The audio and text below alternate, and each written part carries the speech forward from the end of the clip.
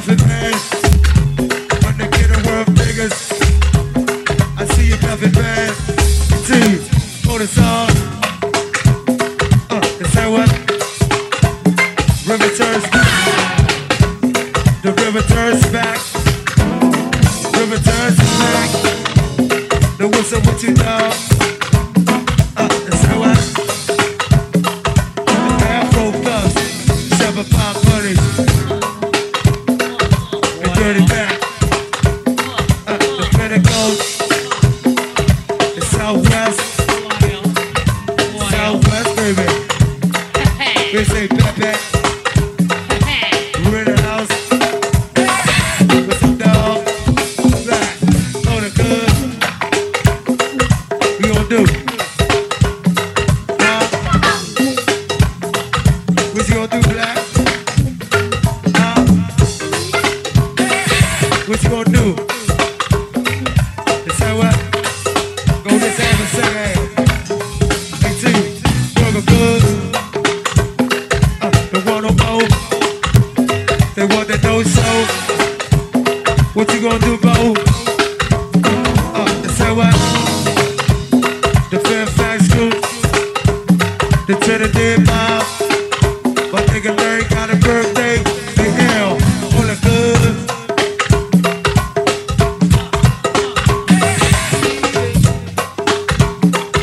I can think them whole my honeys doing some kind of way, y'all. The whole my honeys, they looking out of sight. They giving them niggas what they like. The whole my honeys. Is that what? They giving the niggas what they like. The whole my honeys. They giving you what you like. The whole my honeys. That ain't a damn thing funny. And nothing going on but the money. It's all on the gun. And dirty back. They cut no slack, dog. The niggas from the Pinnacle. Already let them know. They say what? You got a sauce and black on the girl.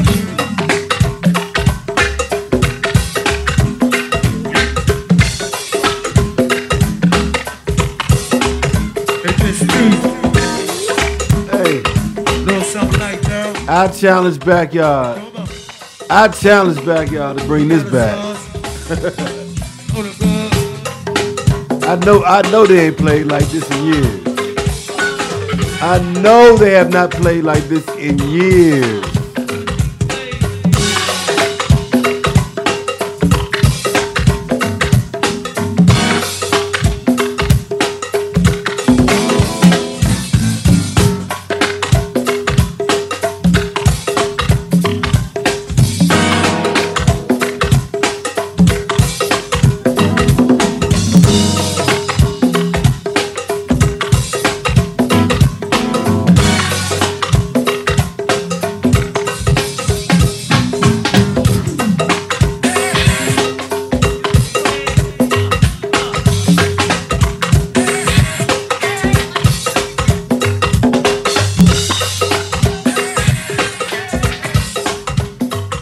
Tell you something.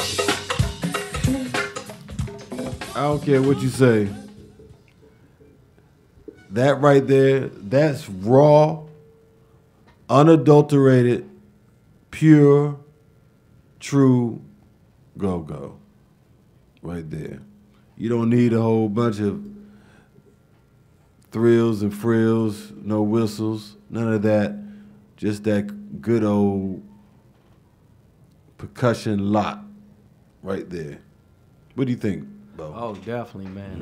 That is unbelievable. The continuous beat of that sound and being is consistent. They had to be pretty young doing that track. Yeah. That was like maybe like a 93 right there. Because listening to how the keys were playing, it actually felt a little bit older, but at the tempo they was playing, they weren't playing that fast in 95. You know, they weren't playing that fast. It's more like a 93 era for them, you know. So, and that's one thing I remember, like, you know, as far as with go-go, as far as like the era of how the bands played, everybody else kind of played within that. So, Oh, yeah. so, but anyway, look, you tuned in to the GoWIN radio show right here on GoGo Radio Live, Win DC Radio, all wrapped up in GoWin.media.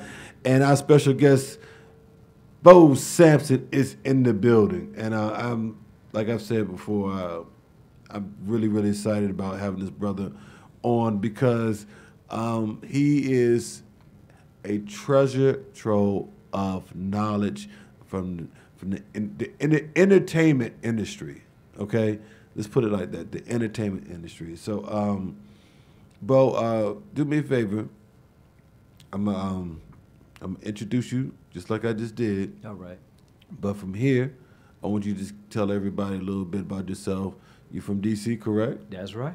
Born and raised? Born and raised. All right. So give everybody a little bit of background information on yourself. What high school you came out of, college? All right. Boy, I got a big history and whatnot. I'd like to thank God for all the favor he's given me throughout my life, you know, keeping me here. Well, you know, I started out, I went to Carroll High School. I went to St. John's High School, and I graduated from Bowie State College. Notice I said college instead of university. It's now it's a university. Right. That tells my age, huh? I'm AA. You know, and I didn't even think about it till you just said it. Yeah. That just kind of rolled off like that. Yeah. It's kind of funny because I've been in entertainment business about 25 years.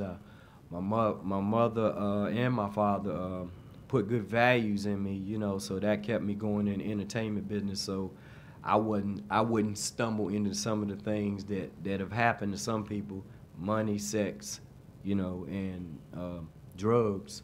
Those things I kept away from, and God kept me away. So when I went to Bowie State College, I went as a business management major.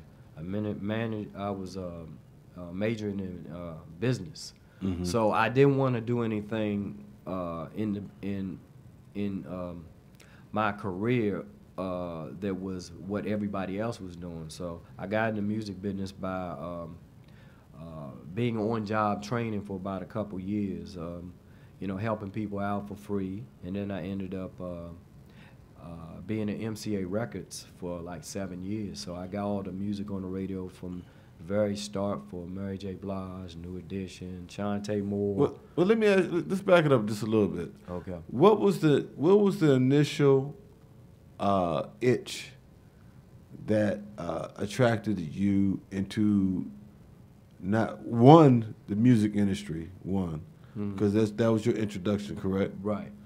What was your initial itch from going from business management to want to get into the music industry? Because from what you said earlier, your parents instilled great values in you, but it's well known within the music industry, there's a lot of crudiness and a lot of unethical things going on a regular daily basis, which in your position, which we're gonna, you know, expand upon, you know how your resume filled out.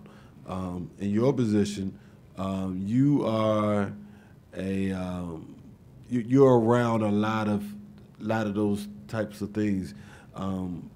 How difficult was it for you being in that type of position to always be fending away these things that you felt that were unethical? Well, the bottom line is, I mean, got to put God in the mix. That's the top thing. And then my mother and father, they just, the way they instilled the values in me kind of made me not hang around stuff that I wasn't involved in. It made me uncomfortable.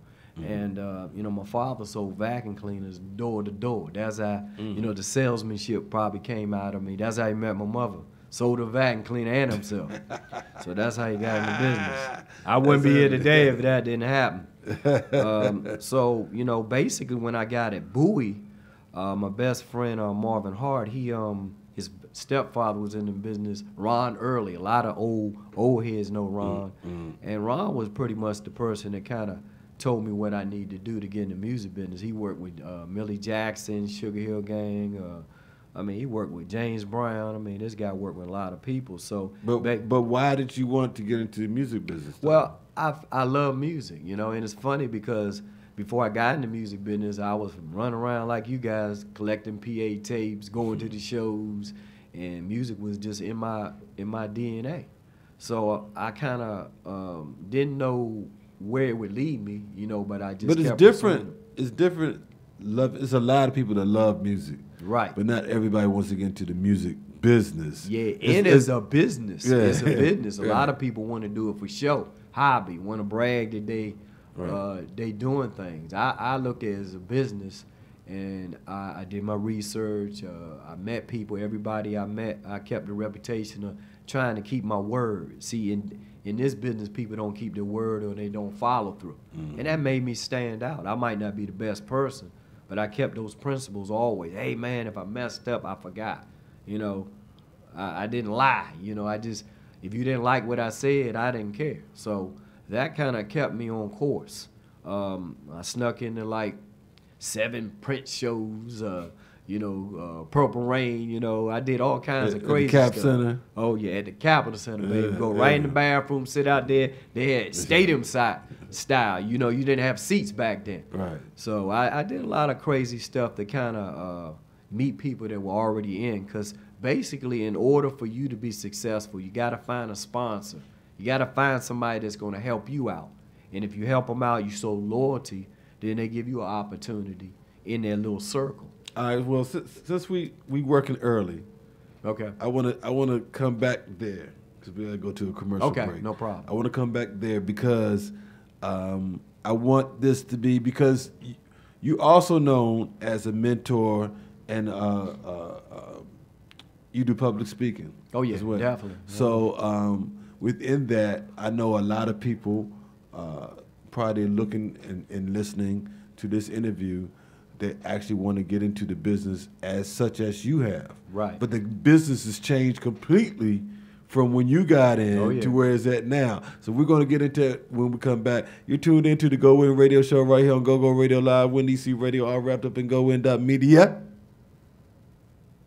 Coming to you live from the shops at Iverson. I'm here with my special guest, Bo Sampson. I'm Nico the Gogologist, and Miss Lady will be in the building real soon. I want you to keep it locked. Don't forget, we're going to be giving away tickets. Yeah, for Backyard, Black Alley, tonight, the Renaissance Hotel. It's the DC Met Gala. Keep it locked.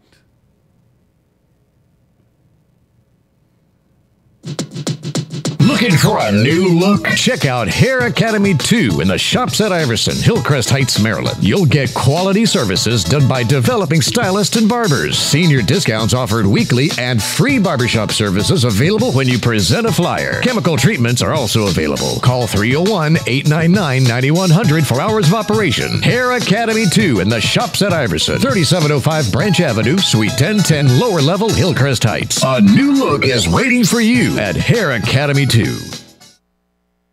The Shops at Iverson is now undergoing a transformation, creating a mixed-use center where the community can come together to eat, shop, relax, and feel connected. The Shops at Iverson is a 600 KSF mixed-use property consisting of retail and office space now available. Located inside the Beltway on Branch Avenue, Maryland, just minutes from downtown D.C. It's an exciting time at the Shops at Iverson. Several beautiful renovation projects are ongoing, transforming the Shops at Iverson into the new safe community hub. DMV, get ready to enjoy the new food court. Opening late spring, early summer, featuring new restaurants like Chipotle, Quickway Hibachi, Tropical Smoothie, Wingstop, and free Wi-Fi. The Shops at Iverson, the original home of the world-famous Snickerdoodle cookies, is completing several cosmetic improvements to the mall interior, facade, and parking garage. The Shops at Iverson is the new home of GoWIN Media, comprised of the DMV's premier internet radio stations, GoGo Radio Live and WinDC Radio. For updates and more details, check out shopiverson.com. That's shopiverson.com. It's the brand new app. Yeah, check it out. It's the GoGo Radio Live app, so you can listen wherever you're at, on your iPhone, on your Android, on your iPad. It doesn't matter, whatever your mobile device is. You can listen to GoGo Radio Live 24/7, 365 days, and it is free. Absolutely free. Get the app and listen wherever you're at. The GoGo Radio Live. What's up, family? This is Reverend Tony Lee, the pastor of Community of Hope AME Church, lower level of the Iverson Mall, and I want to welcome you and tell you to come and join me, Community of Hope, each and every Sunday morning, 8 a.m., 10 a.m., 12 noon. That's right, 8 a.m., 10 a.m., 12 noon, lower level of the Iverson Mall. And we say it every Sunday that we're the Community of Hope, where everybody has a chance. And we don't care who you are, what you've done, who you did it with. Don't care if you did it last night, woke up doing it this morning, but when you get to church, you're in the right place at the right time to become all that God has called you to become. Don't you worry about getting out your best suit. You come as you are, because God loves you just as you are. That's Community of Hope AME Church, lower level of the Iverson Mall. And did I tell you we got that crank? You need to get some further information or to watch us streaming online. www.hiphopenation.com. www.hiphopenation.com. This your man Reverend Tony Lee's in them.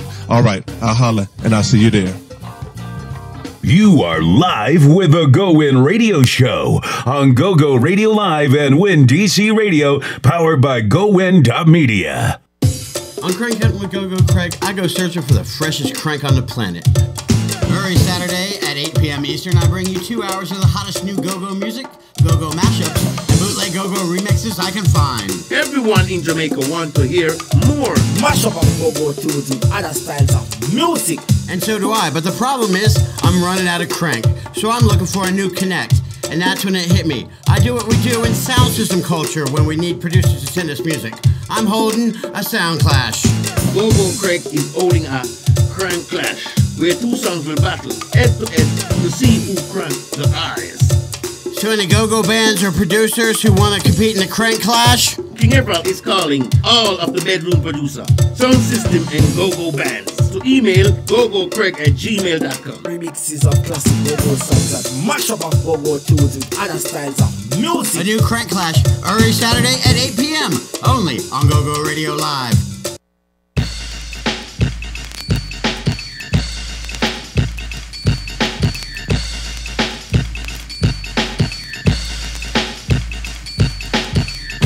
Respect due to all crew. This is live and direct from me to you. This is called a cool mayor up here. That's Big Brother DJ Cool and Big Brother Nightmare. Come down DJ Cool. Irene. Everybody do the reggae dancing. We gonna reggae dance, Rasta, Rasta. Everybody do the reggae dancing. Everybody that wanted to do the reggae dance. The reggae dance it's a style and pattern. You come a club. You have to wave for you one of them your style. It's my own invention, DJ Cool. I'm on the invention on everybody. Send the style off the run. You come a club. You have to wave for you one of nobody. I'm not trouble no one. So right now man go give you a little brief description. You shake your foot like a vibration. You wind your waist and just a jerk your butt and stick out your chest. I make your neck a big spasm. Cause this your style and pattern is the reggae dance fashion on everybody. I send the dance off the run my DJ Cool. I am own invention and on the nightmare. A vocalization. So now right now go give your DJ Cool and him pattern. Boom! Everybody do the reggae dancing. We gonna reggae dance, Rasta, Rasta. Everybody do the reggae dancing. Everybody that wanted to do the reggae dance. Me wanna rock the Rasta style one time. You been on your thing and me gonna do mine. With plenty of help from the man divine. We've been getting together and having a real good time now. Me like to rock the funky rhymes. And the words that you hear all mine are mine. Me like the phone in the summer sunshine. And me like to sing a song that move your behind. And me like to rock the microphone, Rasta and style. And the music me play every day, people go wild. They like come and me wanna go home. Me DJ Cool on the microphone, rockin' a Rasta rubber dub style on the own. Is DJ Cool, bad to the bone. That me Rasta man got it going on. Me rock you now till the break of dawn. Boom! Everybody do the reggae dancing. We wanna reggae dance, Rasta, Rasta. Everybody do the reggae dancing.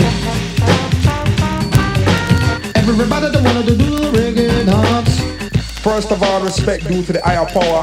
Jah, Rastafari, respect due to the house. Respect you going out to Big Brother Bigfoot, living large in a small world. Rapper, and my cousin still seen. Trina, Peaches all on all tight. DJ Cool, and my mix master mixologist in the place. No boy can test cause DJ Cool are the best. Come down, Cool, boom!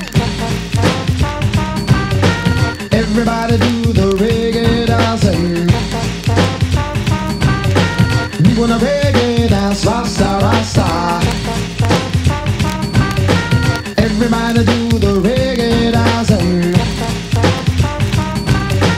Everybody that wanna do the reggae dance. You come on the dance, you want a 10-ton button, you don't want no slackness. You don't want no man pay woman, you don't want no homosexual, you don't want no lesbian. You want the only type of girl that is a straight woman. Almighty the God, it make even Adam, it make Steve to go a bed with John. Because you remember back in the Bible days, in tear dance Adam, the reggae dance. It make for man and woman, and never they make. Some man can dance with man, because God make even Adam the perfect combination. Respect that they do to all article done, cause them are the man. To kill off the mama man, cause them in the style. I'm my own invention, call me Banner Mirrors and me live in the country calling the long. I'm visit the queen of time in the palace that I can't book in now. My DJ Cool and mix me down with the own invention. Everybody do the reggae dancing. We wanna reggae dance, Rasta, Rasta. Everybody do the reggae dancing. Everybody that wanna do the reggae dance. Everybody do the reggae dancing. We wanna reggae dance, Rasta, Rasta. Everybody do the reggae dancing. Everybody that wanna do the reggae dance. Everybody do the reggae dancing. We wanna reggae dance, Rasta, Rasta. You tuned into the GoWIN radio show right here on GoGo Radio Live, WinDC Radio, all wrapped up in GoWIN.media. We are streaming live on the GoGo Radio Live app and the WinDC Radio app at the same time, simultaneously. Yes. So I got my special co-host with me right now until Miss Lady get up in here. But yeah, so Brother Bo Sampson's up in the house. We're talking about really what it took to get into the music industry business, and we're about to expand on that far as like how the music industry has changed since you've gotten into it. For a little background, my introduction to you was through my big uncle, Idrum. Whoa, okay. Yeah, so, legend. And so I met you, I believe, initially through the record pools. Right. You Where know, so where I used to promote the music. Right. The record pool was the thing to get the music out. Right. So he taught me everything. I used to sit up in his spot. He just used to school me on the music game. Oh, yeah. Every day. I just sit up there like a sponge and just soaking on. Oh yeah, Drum was a legend. Yeah. Definitely. Still is. So, yeah. So but what's interesting about that is when you was working. Okay, what was your very first record that you worked? Wow. I worked probably the Luke. See, a lot of people don't know I got the music on for Luke Skywalker. It was called Luke Skywalker back then, and we want some P. And it's kind of funny and me so horny. Yeah, right, but you know what the funny thing? I remember that album cover. But you know what was real funny? Like I told you about the values of, kind of got in the way of some of the things that I might have done. Right. Luke, I worked for Luke Skywalker, and I got the music in the clubs played. And Luke wanted me to become a national at his company at the time. And that's when 2 Live was taking off. Right. And I had to tell Luke, man, I can't promote this type of music no more. The explicit. It was explicit through the clubs, and that kind of got in the way. But I actually never thought about it until after, maybe years later, that was probably the reason why I didn't do it. Because of my mama, or my daddy or whatever. So I decided not to promote that type type music. Cause see, in promotion, in order for me to sell the record, I gotta believe in it. I ain't gonna promote nothing I don't believe in. There you go. You know, and it's changed right now. You went to Eardrum, right? We used to break records 5 ways: radio, retail, clubs, press, TV, or video. Right now, there's no video shows really, it's reality shows. Yeah. At the radio stations, they're controlled by consultants. So hundreds of stations play records by one person instead of maybe hundreds or thousands of people. There's no retail. The retail's on your phone. The clubs, there's no record pools really. Right. So that the business model has changed. You know, it went from physical to digital. And in order for you to be able to expose your product, it might be the best record or it might be the best gimmick. I mean, I promoted from electric slide to rump shaker. That's a broad topic right there. So every style of music, but a lot of people want to know, well, how did that record happen? And I always used to say, because it was the best of the garbage that's out. You know, some of the music, the competition is weak. So if the competition is weak, the best record you have to choose from may get exposed and become a hit record or a hit artist. Right. You know, it depends on the competition. And now the avenues where we used to expose music has changed. Where we had video shows, it's reality shows. You know, the whole business model. So in order for you to be able to be successful, you got to see what's happening in order to promote your project, your music, or wherever you promote. You're promoting shoes, you're promoting yourself, you know. Everything changes. Well, and I'm glad you ended on that note right there, because everything changed. So from when you came out from the obvious, you was working record, compared to now, you're working a stream almost. You know. Yeah. So, I mean, explain. I mean, because it metaphoricized, I'm sure. It was to where you went from records to where records was cut out to CDs, and then from CDs now to where we at right now. Right. The digital. Right. How was it for you to work within this field and have to keep being like a chameleon?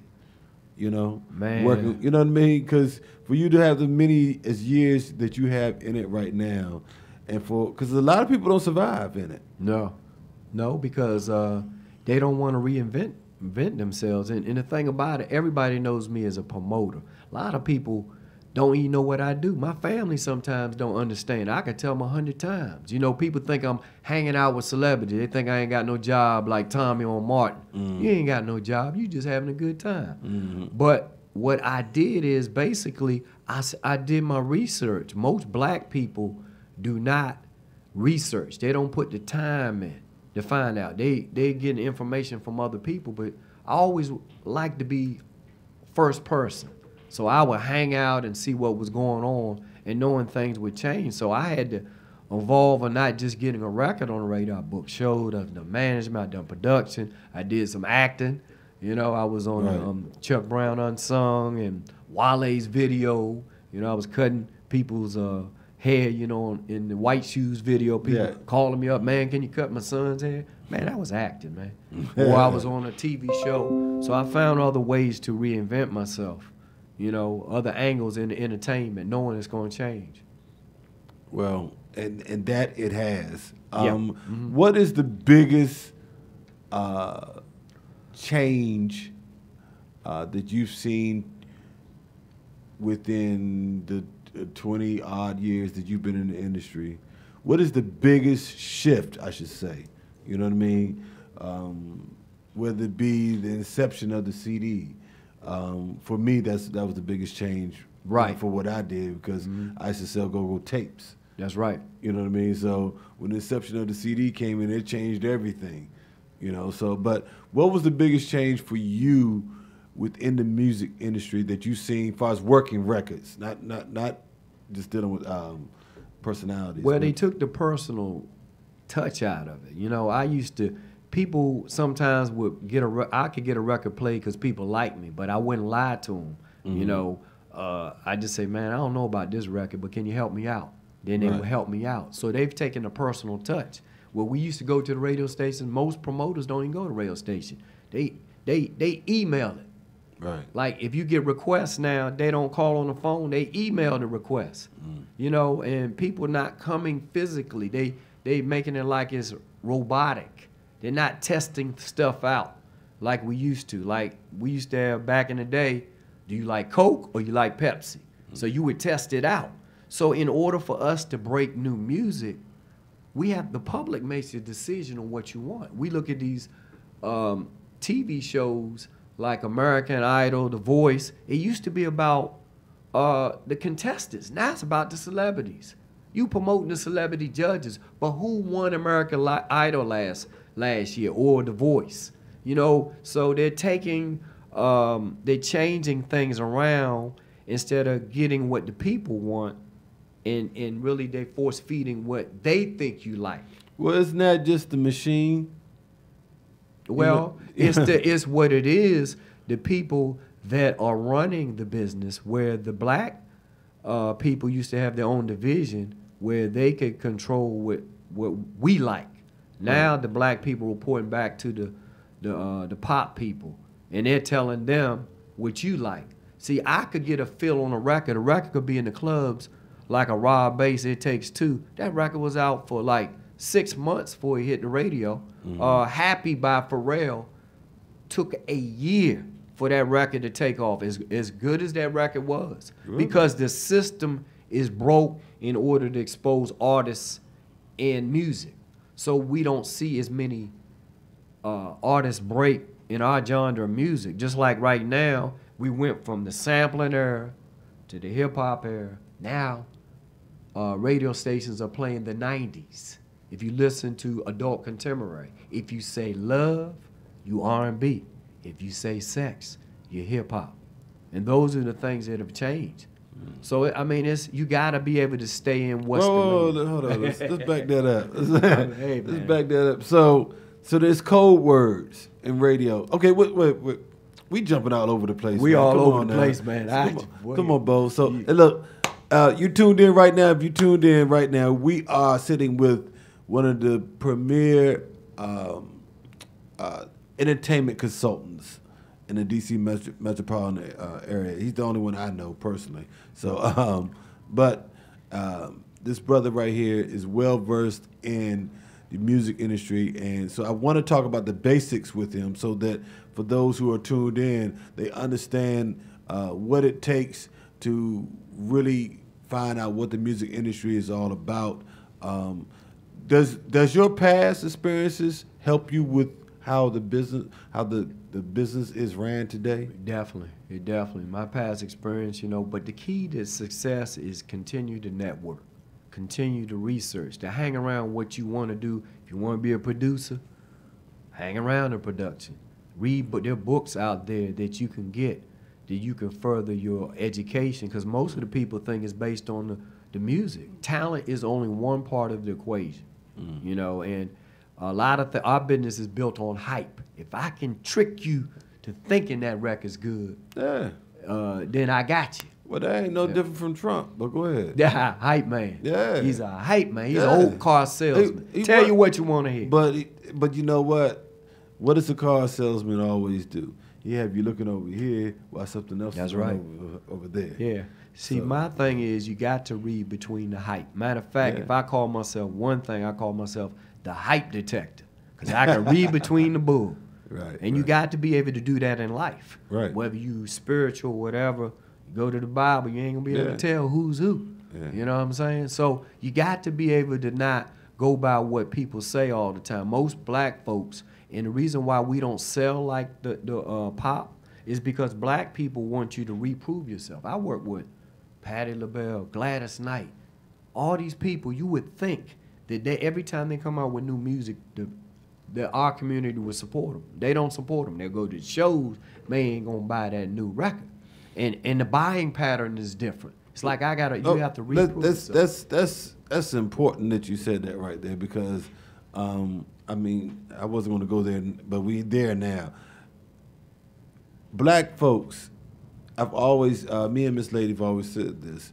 For whatever reason, we don't make an artist platinum. We have the ability to make an artist platinum, but we don't support. Like, nope. It's crazy. And you've been in this for a long time. Why is that?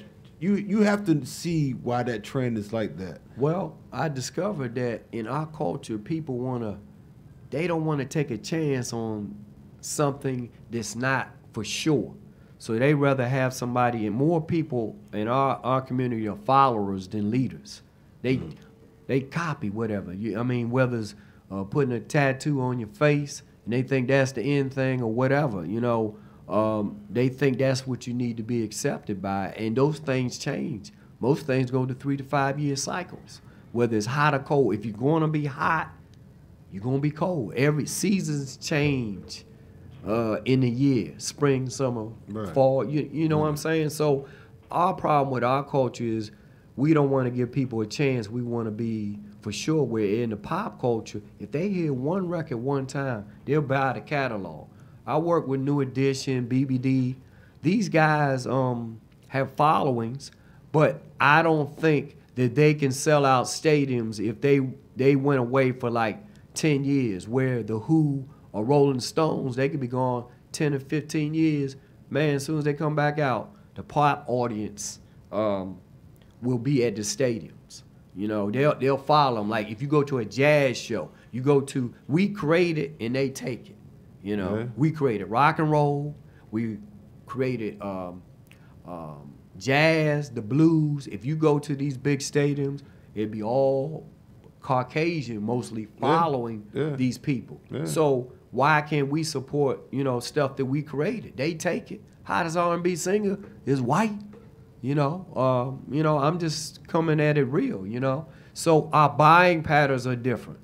They don't want to give a chance. Not everybody, because it's not 100%, but the majority. Yeah, that's obvious, because if that was the case, if the majority was doing such, then you would see it in the retail side of things. But the only thing with that, do you think if more black people support it, would less white people support? What do you mean? You mean? It's just a. I just think the blacks got to be a little more unified. If you were successful once, why do you have to continue to prove yourself? And that's the problem. Even when I might do some things, I could tell a guy jumped over the rope yesterday, and he'll say, "Man, can you jump over it today?" But I just told you I jumped over it yesterday.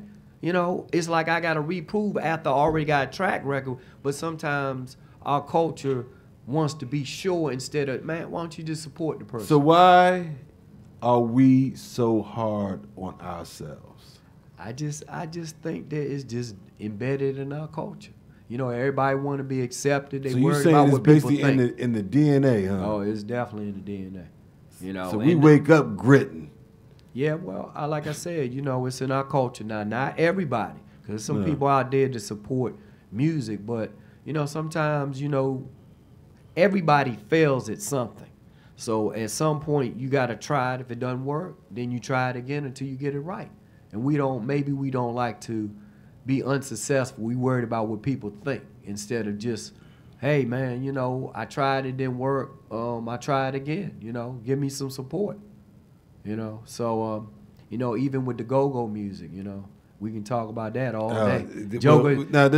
We'll save that. We'll save that. Yeah, because that right there is. So I'm gonna say that just for my go-go fans. As a matter of fact, we're gonna go live on go-go radio when we're talking about go-go. Right. So right now, for those of you tuned in right now, this is the GoWIN radio show. I'm sitting right now with the one and only entertainment consultant extraordinaire, Mr. Bo Sampson. Right now, you didn't say Carroll, did you? You said Carroll? I went to Carroll. Okay. Carroll. I graduated, but I did go to St. John's too. So okay. The cadets you graduated and the Lions. But you graduated Carroll then. I graduated Carroll. So you up there off of North Capitol then? Oh yeah, definitely. Yeah. Mm-hmm. So did you stay over where you Riggs Park, Michigan Park? Yeah. I lived in Northwest. You know, my family has a venue called the VIP Room that's in North 3rd and Rittenhouse, you know, that we do private events. I live over not too far from there. Okay. Okay. So let's go off the beaten path a little bit. Okay. Let's talk politics. There you go. You all right? Well, yes. Okay. Since we're talking about support and black folks, their lack of within our own, to strengthen our own communities and broaden our base. Okay. What do you think about what's going on in the D.C. local economy right now via the in-house politics in the D.C. City Council, as well as with the mayor's house? Well, I think this gentrification, I hope I said it right, because my brother's always trying to... Gentrification. Yeah. Gentrification. Man, you didn't say it right. He be always on me. I say, oh, well, they know what I'm talking about. Yeah. So basically what's happening is, you know, some of the small businesses and the black people, the whites are coming in and they basically doing either the bully campaign or they tax you out, and D.C. is changing, you know, and some of the smaller businesses and even churches, they change the zoning law so they can't park, can't go to church, you put no money in the pot, then the developers are coming. But it's happening all across the country. But once again, I go back to the black people. They don't go to the meetings, see what's going on. They have these dog parks, $300,000. I said, man, if you're going to do a dog park, why don't you do a cat park? Well, what about the cats? Do something for the cats. You're going to have a bike lane, why don't you have a skateboard lane? Why don't you have do the same for everybody? But the problem is people so worried about their own self, sometimes they don't think about what's happening right in front of their eyes. And all these, you drive around D.C. right now, and they got all these high-rise, ain't nobody in them. So somebody getting a kickback. You know, Bo, what bothers me with it is, like, you and I can sit here and we can say this, but unless we have numbers, right, as one like common entities, like, well, look, we got a problem with this, and we got 50,000 voters, registered voters right now that feels the same way. Right. It's hard to make moves because it's all barbershop talk at the end of the day. Yeah, all You know the talk. But it's like, man, did you go out and vote? You know, some people didn't even vote. Well, hold up. Well, they gonna win it, man. You know how hard our family members work to try to get to vote, and then you're gonna sit home and be lazy about it and not go out there and vote if you had the power. You're not even exercising your power. You know, I think I thought about this. You know, I think what the problem is with voting here, or just with black folks, it alludes to what you said earlier. We're not involved in the community as much as we used to, so you don't know who the hell you're voting for. Nope. You know, most of the time. And then in knowing who you're voting for, you're knowing what they are about, the candidate is about. That's right. So in order to do that, then that means either you are aware of him personally, you know, you're able to, him or her, I should say. Right. You know, and know what their platform is all about. Right. So, and what's scary about that is, by being misinformed, anything can go down. But we're the first one to bitch, moan, and grind about what's going on. Yep. Oh, why are they doing this to us? Why are they doing this to us? But this has been in the works for a minute. Yep. It's been in the works for a minute. So and they put it right in front of you, but then the other piece, as far as it being a problem within, is they try to keep it in the family, and the kids don't want to take care of nothing. Yeah, well, you know, and the thing about it, racism is out here, we know, but all whites aren't racist, because some of them white people are leading the march. You know, there's some really good white people. So I'm not. I got an issue with that, but go ahead. Well, they shouldn't be leading the march, but they're at least trying to, you know, support. I mean, we had some black people that have, you know, Trayvon Martin and all the other guys that died, and you know, at the end of the day, you know, we got to be unified. You know, blacks can't beat us if we all unify. If they can divide us, just like the music business, they put R&B and hip hop in the same category. It's not the same music, so why? So they're competing against each other. It's just like a technique. If I can get you, if I can divide you, I can divide the group like a Trump. Then hey, you know, I got you. That's the trick, to divide, put us against each other. But this is interesting. We're talking about this. So in order to do that, you just don't wave a magic wand and say, you're divided. Right. You know what I mean? So it has to be work and a plan to be put in place to do that, right? Oh, yeah. They try to find somebody who want to be in charge. Well, but what is one of the most key things in order for that to happen? What is the key tool that they use in order to make that happen? Media. Media, which you are involved in, you have been for a good part of your life. What do you think of, and you said it to some degree, the changes in the music, the style of music, far as back when we was coming up, or I'm sure you're a few years older than I am. I shouldn't have said it like that. I'm sorry, brother. That's all right. I'll take it. I'll take it. No, I mean, you know, when you're in your 50s, you know, you got to get respect. Right. So, my question is, when we listen to the music now, and we wonder why the youth are the way that they are, but this is what you're feeding them. Yeah. Oh, ain't no doubt. You know, all day, every day. Listen to content. Mindless music. Yep. Mm-hmm. Being in your position, do you feel like telling your artists that you work with that they have a duty to their listeners and their fans? Oh yeah, I mean, even with artists, man, people send me demo tapes.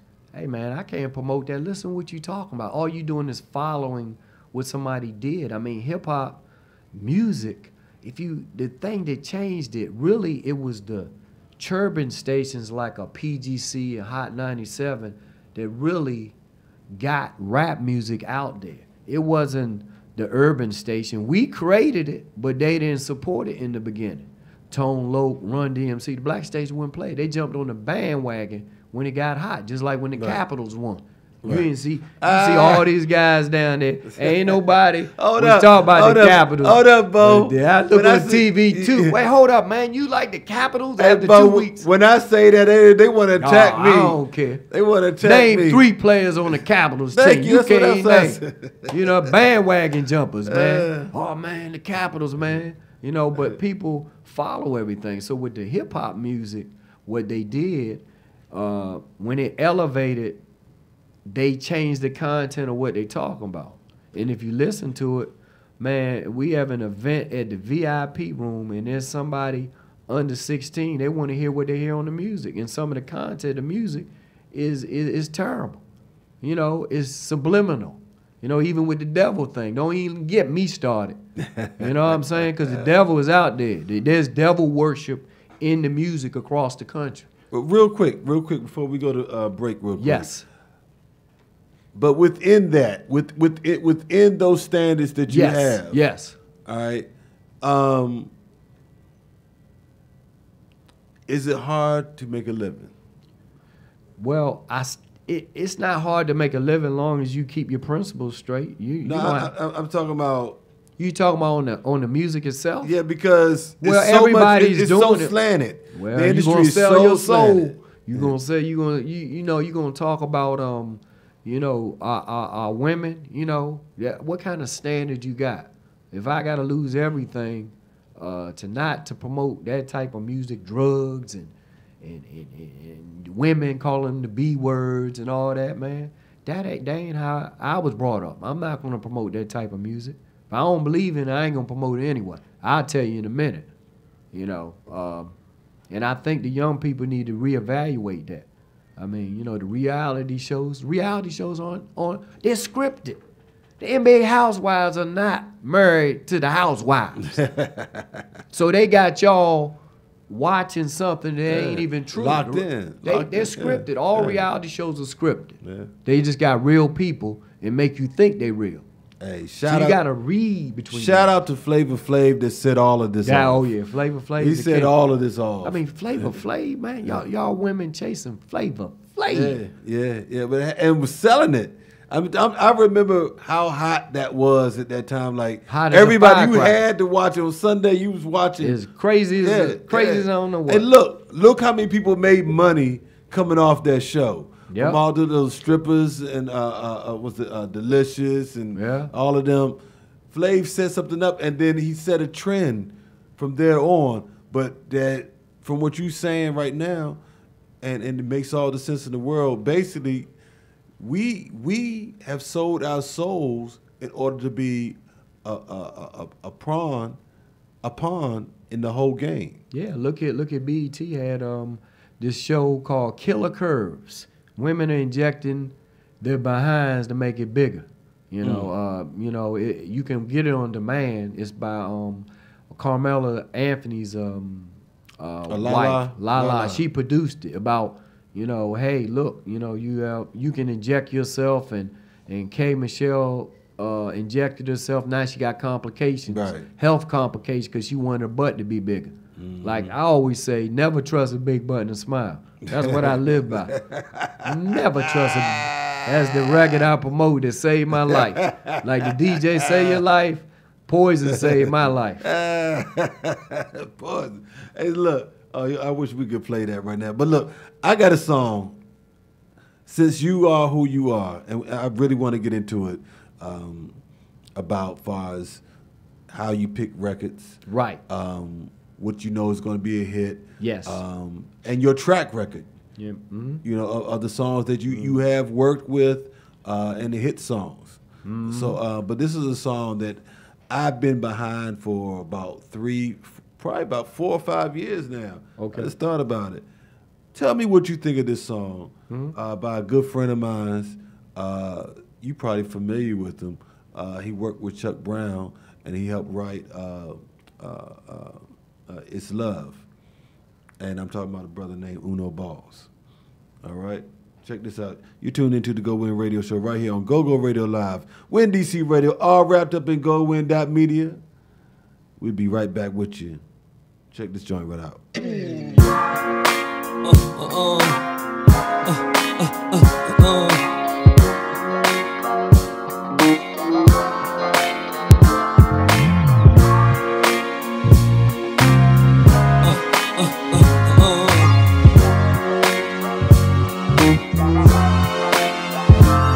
Like all we ever do is fight. This fussing and cussing is kinda like the beef, it's just part of our life.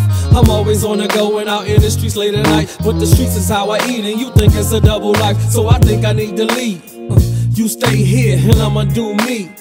I'm on my own cause we've been fighting too long. This house don't feel like a home, and this relationship feel like we both need some time alone. 2 weeks since I've been gone and she hits me. I don't even answer because that's giving it too quickly. She all sentimental, crying and telling me she miss me. But how can that be when I don't think she even gets me? Made up in my mind that we was history, until one night I'm out drinking and I got tipsy, so I decided to let drunk thoughts prevail. I picked up my cell and I hear your voice on my voicemail. Ever since you left me, I've been ill, thinking about the way you make me feel. And I miss having you around cause you're so real. I know you probably hate me and you still don't wanna conversate or even chill.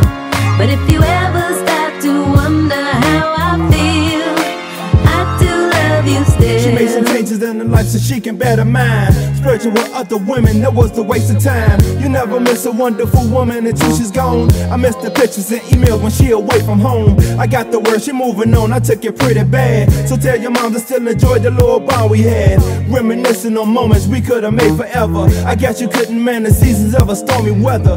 With a face full of tears, I cried on plenty nights. Contemplating on calling, but I put up a fight. I scarred your heart on different occasions, I understand. Your feelings are gentle, so I became a gentleman. I'm on my begging knees for real, girl, I need you back. Never mind the chicks ahead, you know you all I got. I'm sipping rain in your goose to cover up my pain. My time to wear the shoes, shit, it ain't a game. Ever since you left me, I've been ill, thinking about the way you make me feel. And I miss having you around, cause you're so real. I know you probably hate me and you still don't wanna conversate or even chill. But if you ever stop to wonder how I feel, I do love you still. I still love you. I still love you.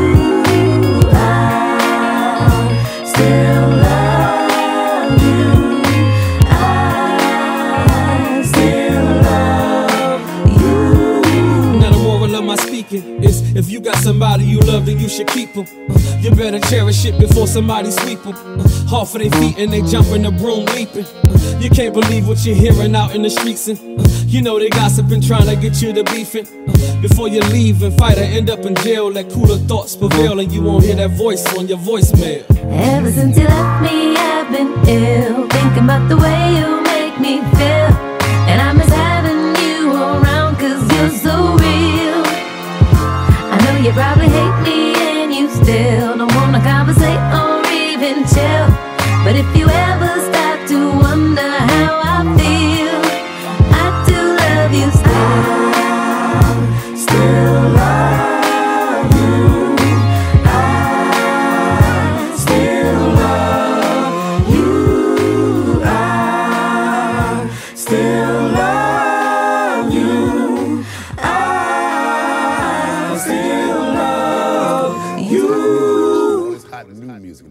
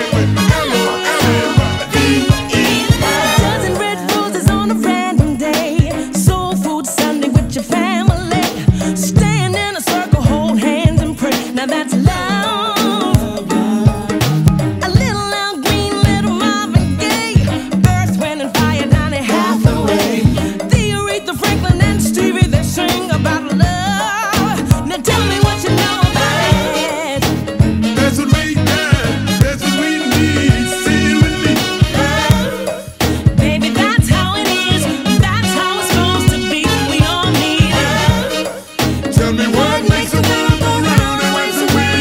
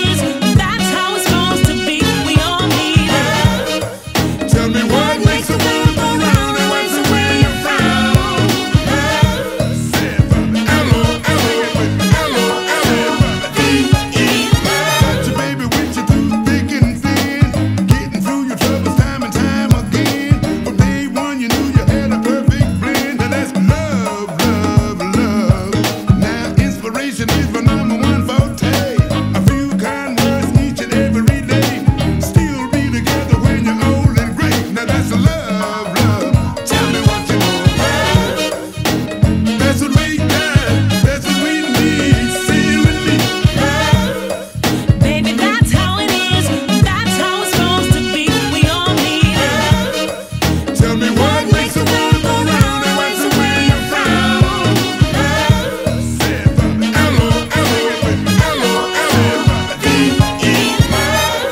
Oh, yes, indeed. That was a good one. I love it. I love it.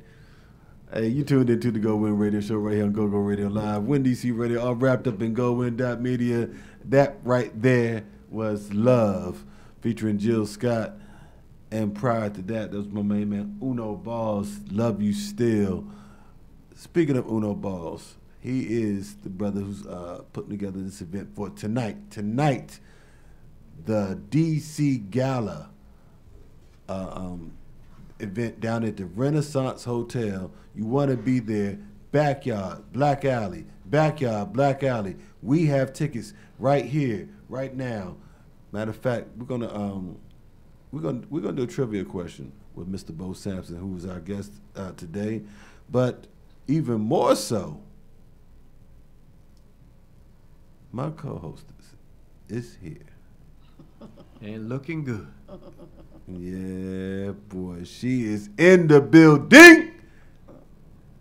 Miss Lady, what's going on? Oh, you didn't put the emphasis Yeah, on yeah, it. yeah. You switching up on me. You switching up on me. How you like that? That's cool. That's cool. I like that's more subtle. You still cap it in there though, Bill. Ding! You still cap it in there though. Okay, you cap it in there though. Yeah. It's okay. It's Flip okay. the script a little bit. What's going on, sis? How you doing? I'm good. I'm good. I see you over there popping. I woke up.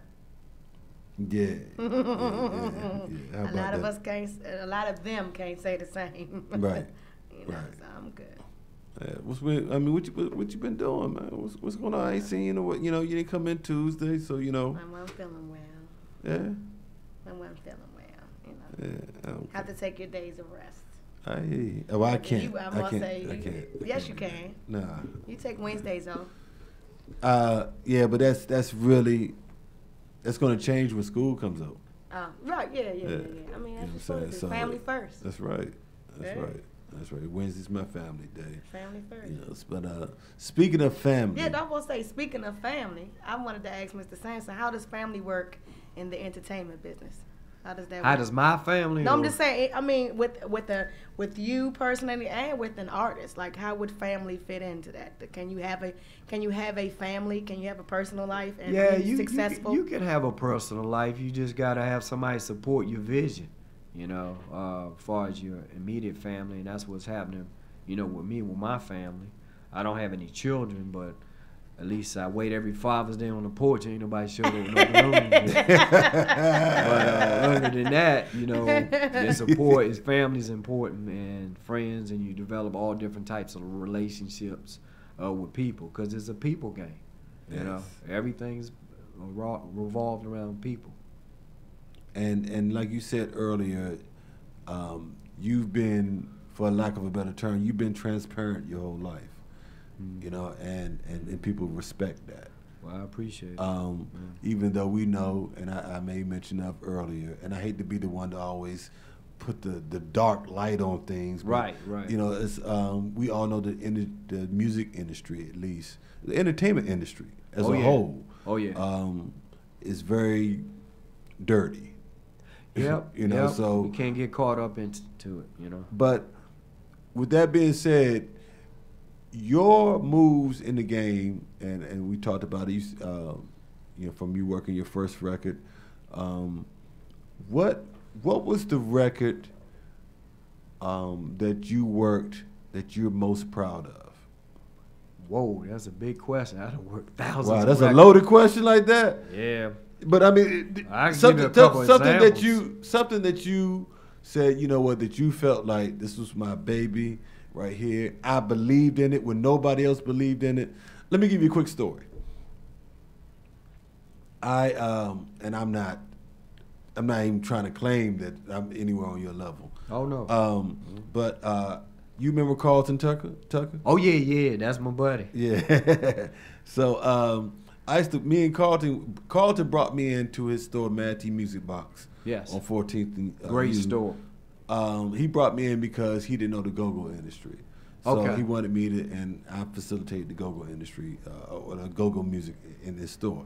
So with that being said, I brought him up to say that we had an in-store, and Alicia Keys came by. Okay. And this is before the record even came out. Right. And so she came by, but we had a pre-listen to it. Okay. And so when I met her, and this is one of the most proudest statements next to me being married and me having, my daughter firstborn, my only right. one, in my arms. I said this to Alicia, you're going to win all the Grammys with this right here. Wow. And yet, you remember what happened, right? Oh, yeah. She set the record. She did. She set the record. She's that an year. entertainer. And I listened to it because I heard something real special with that. And I felt proud, like I worked that record, when I said that before the album even came out. So, with all that being said, I guess I got a couple. One is, there you go. It's kind of funny. Electric Slide is one of them. Really? Popped that record, and it's still working. And then I would pretty much wait say, a minute. Yeah. Let's stay right there. What was it in that song that you heard that you said this is going to be the joint? I don't know. I mean, because that was 88. They re-recorded it. Marcia Griffin. This is even before I got with MCA Records. A lot of people don't know I had my hand on that. I know the video contributed to the record taking off. I got it on Video Soul and stuff back in the day at BET. As another record, probably I would be proud. About two others stand out would be the "Forever My Lady" by Jodeci. Wow, you worked that one? And at 5 o'clock in the morning. Wasn't that the first hit from them? Yeah, well, it wasn't the first record, but it was the first hit. First hit, yeah. First that's what I'm record flopped. Right. And then this 5 o'clock in the morning Nonchalant record. Oh yeah. Yeah, the Immature Group. Never Lie. I mean, I popped a lot. I snuck in a lot of radio stations, man. It's funny because I was talking to this guy the other day. He said, man, I remember when you snuck under the cameras to give me the record. Because one thing that was funny, because WPGC, not to knock the other stations, KYS and HUR, but PGC was more pop orientated. So if I got the record on PGC, Hot 97 would follow. PGC in New York. I mean, Hot 97 was in New York. So people at the company would say, how you popping these records? And I would find a way to try to get to the different stations and strategize. Like the rest of the country on the Jodeci project was going for one record, and I went for Forever My Lady. I started promoting that before everybody, and I got the record started before we called it Break the Record. Right. And it's kind of funny because I even, with the go-go community, and Funk could tell you, I brought Joe to see the Funk's birthday party and they performed the record right at the party. So I mean. When it broke?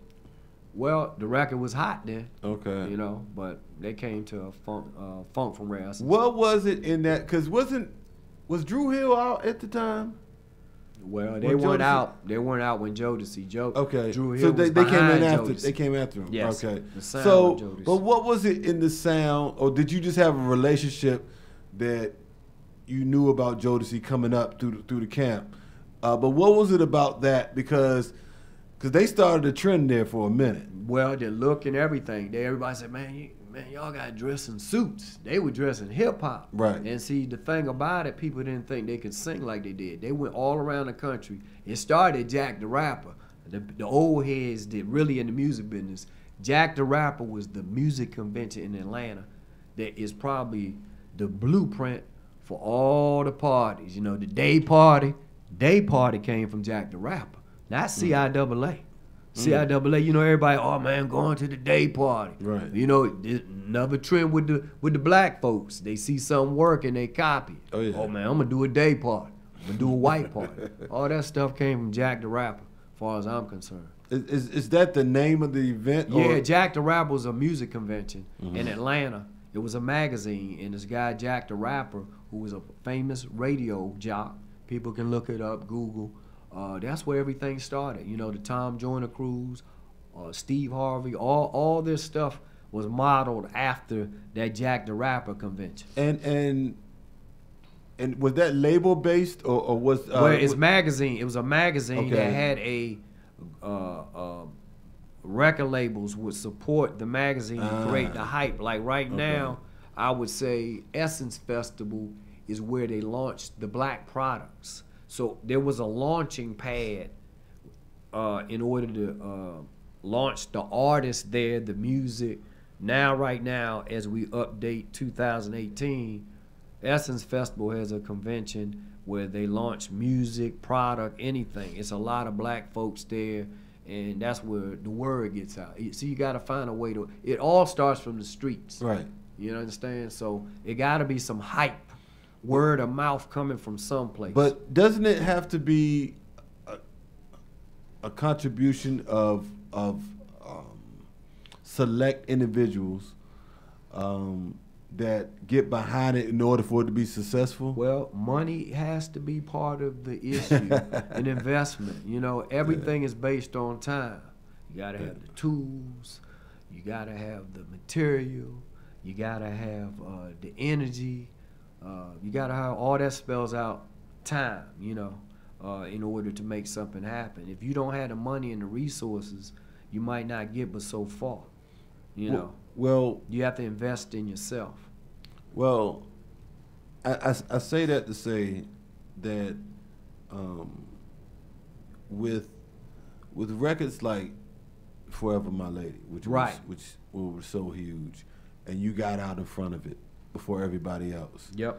So you had a nose for it, as they say. Yeah. What is it? Is there a particular thing that you see, or is it just a feel? This is something me and Miss Lady talk about all the time. We work with all of our guests. Like with Go-Go. Okay. You're born and bred DC, Washingtonian, right? We say,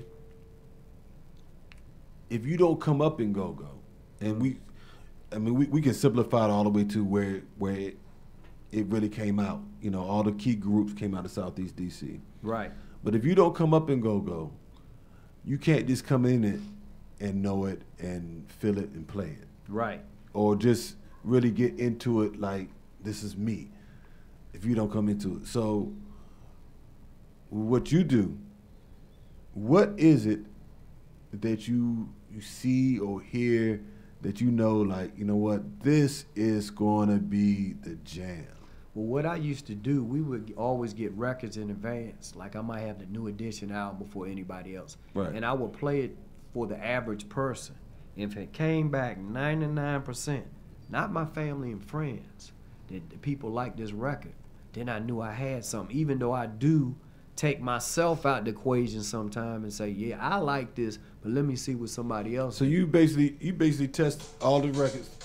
Yes, I would test every record I had, and I knew I had it by the feedback. I would just like the radio stations, they used to go by what people want to hear. So what I would do, I would go to Iverson Mall up here, sit in that store and play the record. Man, what you think about this record? If it came back to about 99%, I knew I had a hit record. So then I can approach it to certain people and say, man, this gonna go. Just like what you said about Alicia Keys. I test the record out. I ain't go by what I thought all the time. Even though I thought it was good, but the reaction was like unbelievable.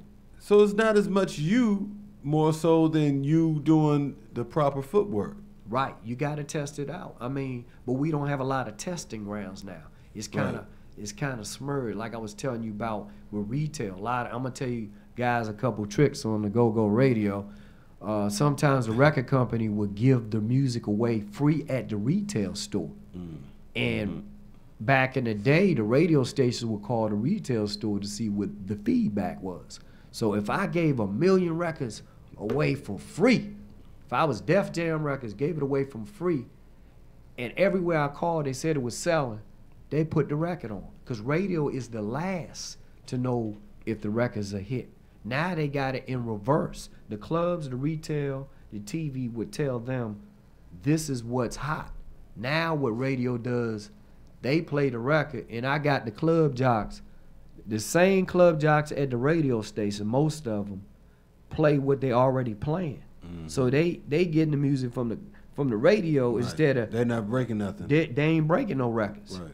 You know. So I used to. It was funny because I had this one guy. They had a record pool, and somehow we got in a little disagreement. And I was, we had the hottest company, and I told the guy. He said I should give his record pool free records because he was putting them on the chart. And I was telling him, look, man, all I gotta do is get on the radio, and your people in your record pool, they're gonna be coming back asking for the record because people follow what you hear. And so now it's backwards, the radio station telling y'all what to play instead of you telling them what you want to hear. And that's why people have gone to stations like yourself, internet radio, instead of the regular radio, because they don't want to hear the same old sad song all the time. Give me a new old record, like a new recurrent record. Don't play the same old Maze record. I want to keep hearing that over and over again. So how do you work within the game now, with it being so different? Like you said, the retail is out of the picture completely now. Retail is your phone now. You're right. It's kind of wild because now with this streaming is leasing the record. You don't own the record. Right. So now iTunes next year, the word is they ain't gonna do downloads no more. They making so much money off streaming. Wow. Best Buy ain't selling CDs no more. Right. So you're going from physical to digital, and so you got to rethink the game. A lot of these guys I hear, man, I sold this beat. Talked to a guy yesterday. Man, I sold a beat for $50 to this guy for a mix show tape. I said, man, that beat that you sold might end up on Bruno Mars's album or something, and you didn't have no type of deal. See, people don't want to learn nothing. They just want to go by what the last guy told them or what they see is hot. That's part of our culture. Unfortunately, it's some good and not too good. Well, not just in the culture, but the music business been jacked up like that for a long time. You can attest yourself. Back in the old days, artists was getting killed for their contributions that they had and never monetized from it. I mean, I understand, like Elvis was one of the biggest pariahs out there from black talent. Yeah. But with you, you've seen and heard so much. I know it'd be hard to narrow it down. Artists that you work with, do you have a favorite story that you necessarily want to put out there or haven't put out there? Man, I got so many stories. But I tell you a real funny story. It's a group that never really hit. When I first got into the record company, MCA, that was about 90. And we had this group called the Neutrons, right? We thought that this group was going to be around the New Edition era. They probably would have broke big, but they had some unfortunate things happen where the mother and father, the father was a pimp, the mother was a call girl. And what happened was they had a group called the Neutrons that came to D.C. to do a promo tour. And the mother and father got arrested, and we had to take care of this group called the Neutrons. Oh my God. And they had a Pouvier dog that we were babysitting the dog. Now, I'm supposed to be working for a record company. I'm babysitting the dog. And I had to put the dog in a kennel on my credit card for over a month because the dog got sick. Oh, Lord. So he stayed in the animal hospital, and the gangster father called me from jail. And I told him, man, your dog is sick. He needs an operation. He said, man, ain't nothing wrong with that dog. So we had to fly the dog in the airplane all the way back to L.A. What? And then we had to take care of the And where kids. were y'all at? We were in D.C. Okay. I'm flying a dog coast back to coast. coast to coast, babysitting. And the kids, one kid was 12 and the other twins were 15. So what happened was the group never hit because, you reap what you sow. One of the twins tried to rob a liquor store and got murdered. What?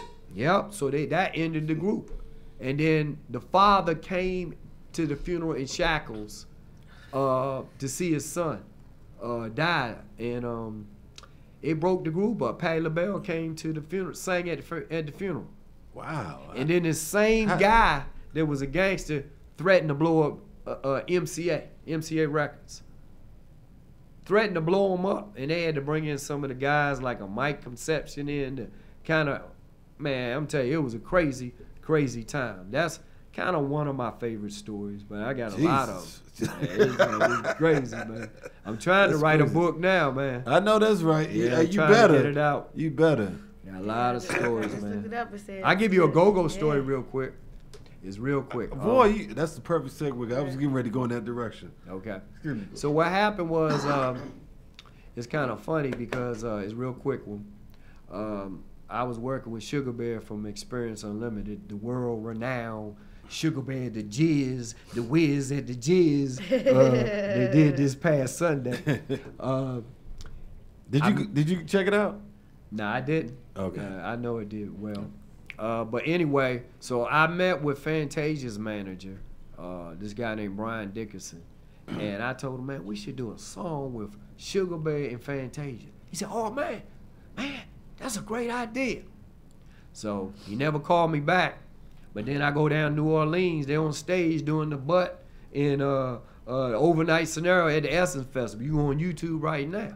Mm-hmm. And that came from me. And the funny thing about it, I had gotten EU on the Tom Joyner cruise. So EU performed the set before Fantasia was performing.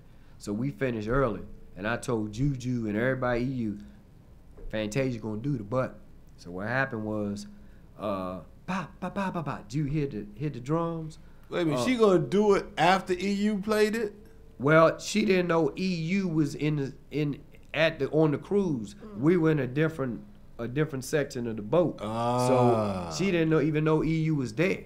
So she did her show and performed the butt. When she was doing the butt, I grabbed Sugar Bear and pushed him through the crowd. Mm-hmm. She jumped off stage and she saw Sugar. She dropped the mic, and then Sugar Bear came and finished the song up on stage. Yeah, because see, go-go works, but these guys don't understand. The thing that makes me mad about the whole scene, people don't understand that go-go works, but they allow people come in town, take your sound, don't call it go-go, and then make it work across the country.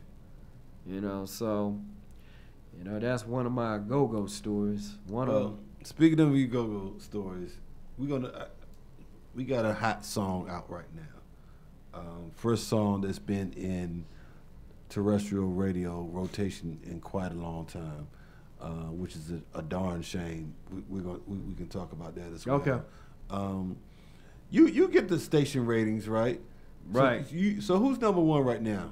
For urban radio in this region? Believe it or not, Magic is. Magic is now? Right now. Wow. Magic and K West is right behind them.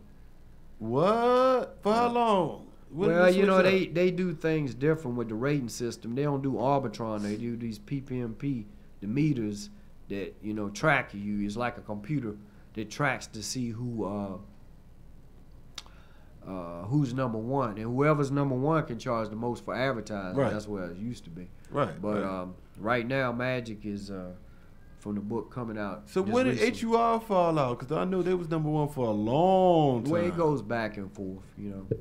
Things change. Everything go in cycles. Right. HUR still has a great listenership. Right. They have 50,000, whereas Magic has, I think, even 5,000 or 6,000. So they cover more area.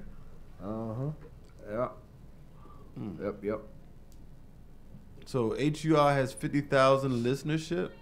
Well, as far as their audience. Right. They cover more. Right. They have so they have a stronger broadband. Signal. Yeah. Mm-hmm.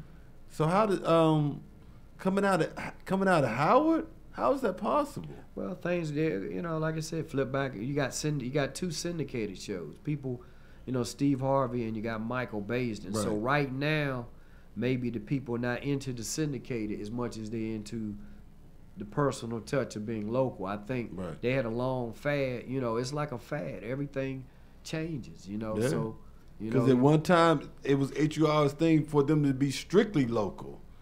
Yeah, well, you know, things change. Yeah, you just said. You said that. So look. So we're gonna play this track, which has been #1 on HUR for a little while. Okay. And tell us what your opinion, if you already heard it or not. And keep it locked right here. We are sitting now with entertainment consultant extraordinaire, Mr. Bo Sampson. I'm Nico the Go-Gologist. This is Miss Lady. She's a little busy, so I had to say that for her today. All right. So, but look. As a matter of fact, I think you enjoy this because of the type of brother that you are. Enjoy yourself. You're tuned into the GoWIN Radio Show right here on GoGo Radio Live, WinDC Radio, all wrapped up in GoWin.media.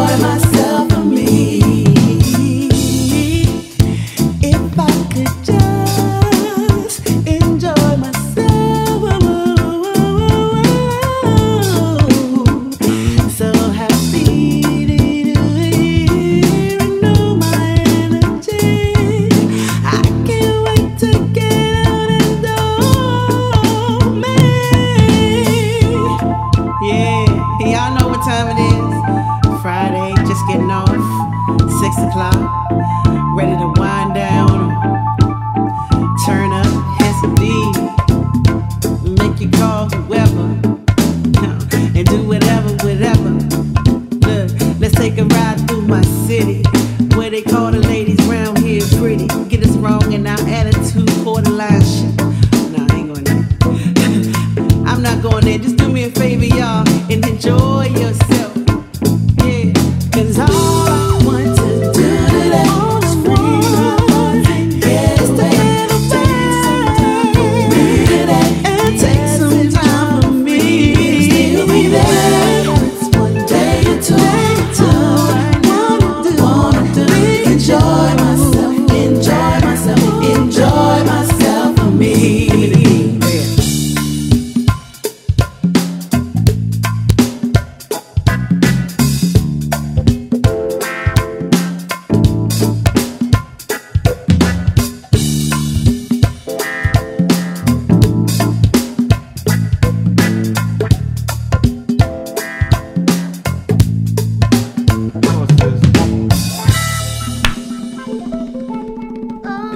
enjoy yourself. Yeah, Turn up the crank.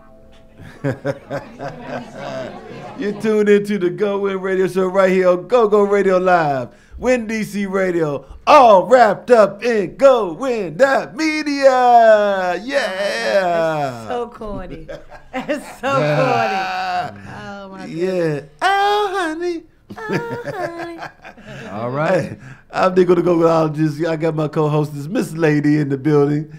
And we are coming to you live from the shops at Iverson. And we have our co-host right here, Mr. Bo Sampson. Bo, all right. We're going to close out on GoGo. Okay. We want to talk about a little bit about GoGo. Real quick, your synopsis, because you've worked with some of the, I really wish we had another hour. I really should have started earlier with you. You worked with some of the greatest artists that we've ever heard. From Patti LaBelle on down, it's a blessing, Yeah. I work with Guy, a lot of people. Right. I got a lot of different music on the radio. That's right. You did work the Guy The whole record. New Jack Swing. I forgot about that. That's Yep. right. 'Cause I Shantae think that's around the time I met you. Cause that was a movement. Did you ever work with Aretha? I never worked with Okay. Aretha. Okay. Rest in peace, Queen. Yes, indeed. So I asked you all of that because you know how this business works. Why has GoGo been stagnant in the city? Well, I think for one, there's different types of go-go. Some of this is only my theory, the go-go jokers might get on me. You know The how that go-go goes. jokers. I call them the go-go jokers. So Watch yourself when you go out the door. Man. I gotta be careful, man. I gotta get security when I get out the Iverson Mall, man. You don't want Iverson security. I can tell you that. Oh boy, I believe that. You might as well wear a helmet. But there's the go-go that can get outside I-95, and there's a go-go that's inside the Beltway. Okay, well let's go with the previous. How much go-go that gets outside of 95? It's a whole lot, but they don't call it go-go. The Beyonce record, Crazy in Love, was a go-go record. Salt and Pepper record. But you say a whole lot. That's not a whole lot. You can't give me 10. Come on. Let's see. Crazy in Love, that got out the Beltway. Kid and Play record. I can't go that way. Yeah, I mean you going way back. You talking about currently? Yeah, I mean I ain't just. Well, definitely not currently. You can't give me 5 currently. Kurt Franklin put a go-go record out. Currently? Nah, it wasn't currently, but about maybe 3 years ago. Okay, no, we're talking about you want currently. something currently? Yeah. Maybe right not now, but somebody might have it in the works. Guy called me from Florida and said, "Hey, Bo, man, there's a go-go record, the Migos record. You know that stir fry." I said, nah, I didn't think that was, but he thought it was a go-go record. Okay. But right now it's not too many. The outside I-95, and I think, it's because of, the problem is, from what I see, is that the guys, the younger generation, it's a young man's game, a young woman's game, and always has been. The bounce beat is just a perception like Wall Street till you get a hit record. And right now, there's no creativity. They doing cover tunes. Until you get a record on the radio, you a cabaret band. If you doing cover tunes, all you doing is cover tunes till it becomes a hit record. What was the greatest go-go track that you heard that you thought that would we should have went national?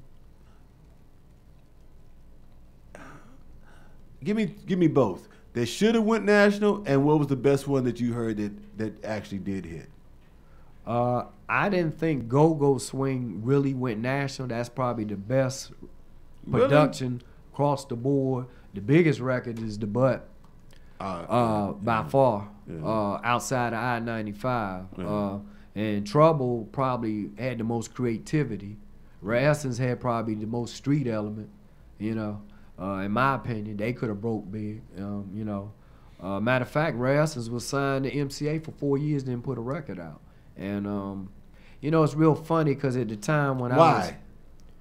Well, I don't want you to gloss over that. They claim that it had something to do maybe with Puffy, because Puffy was the A&R guy for Uptown.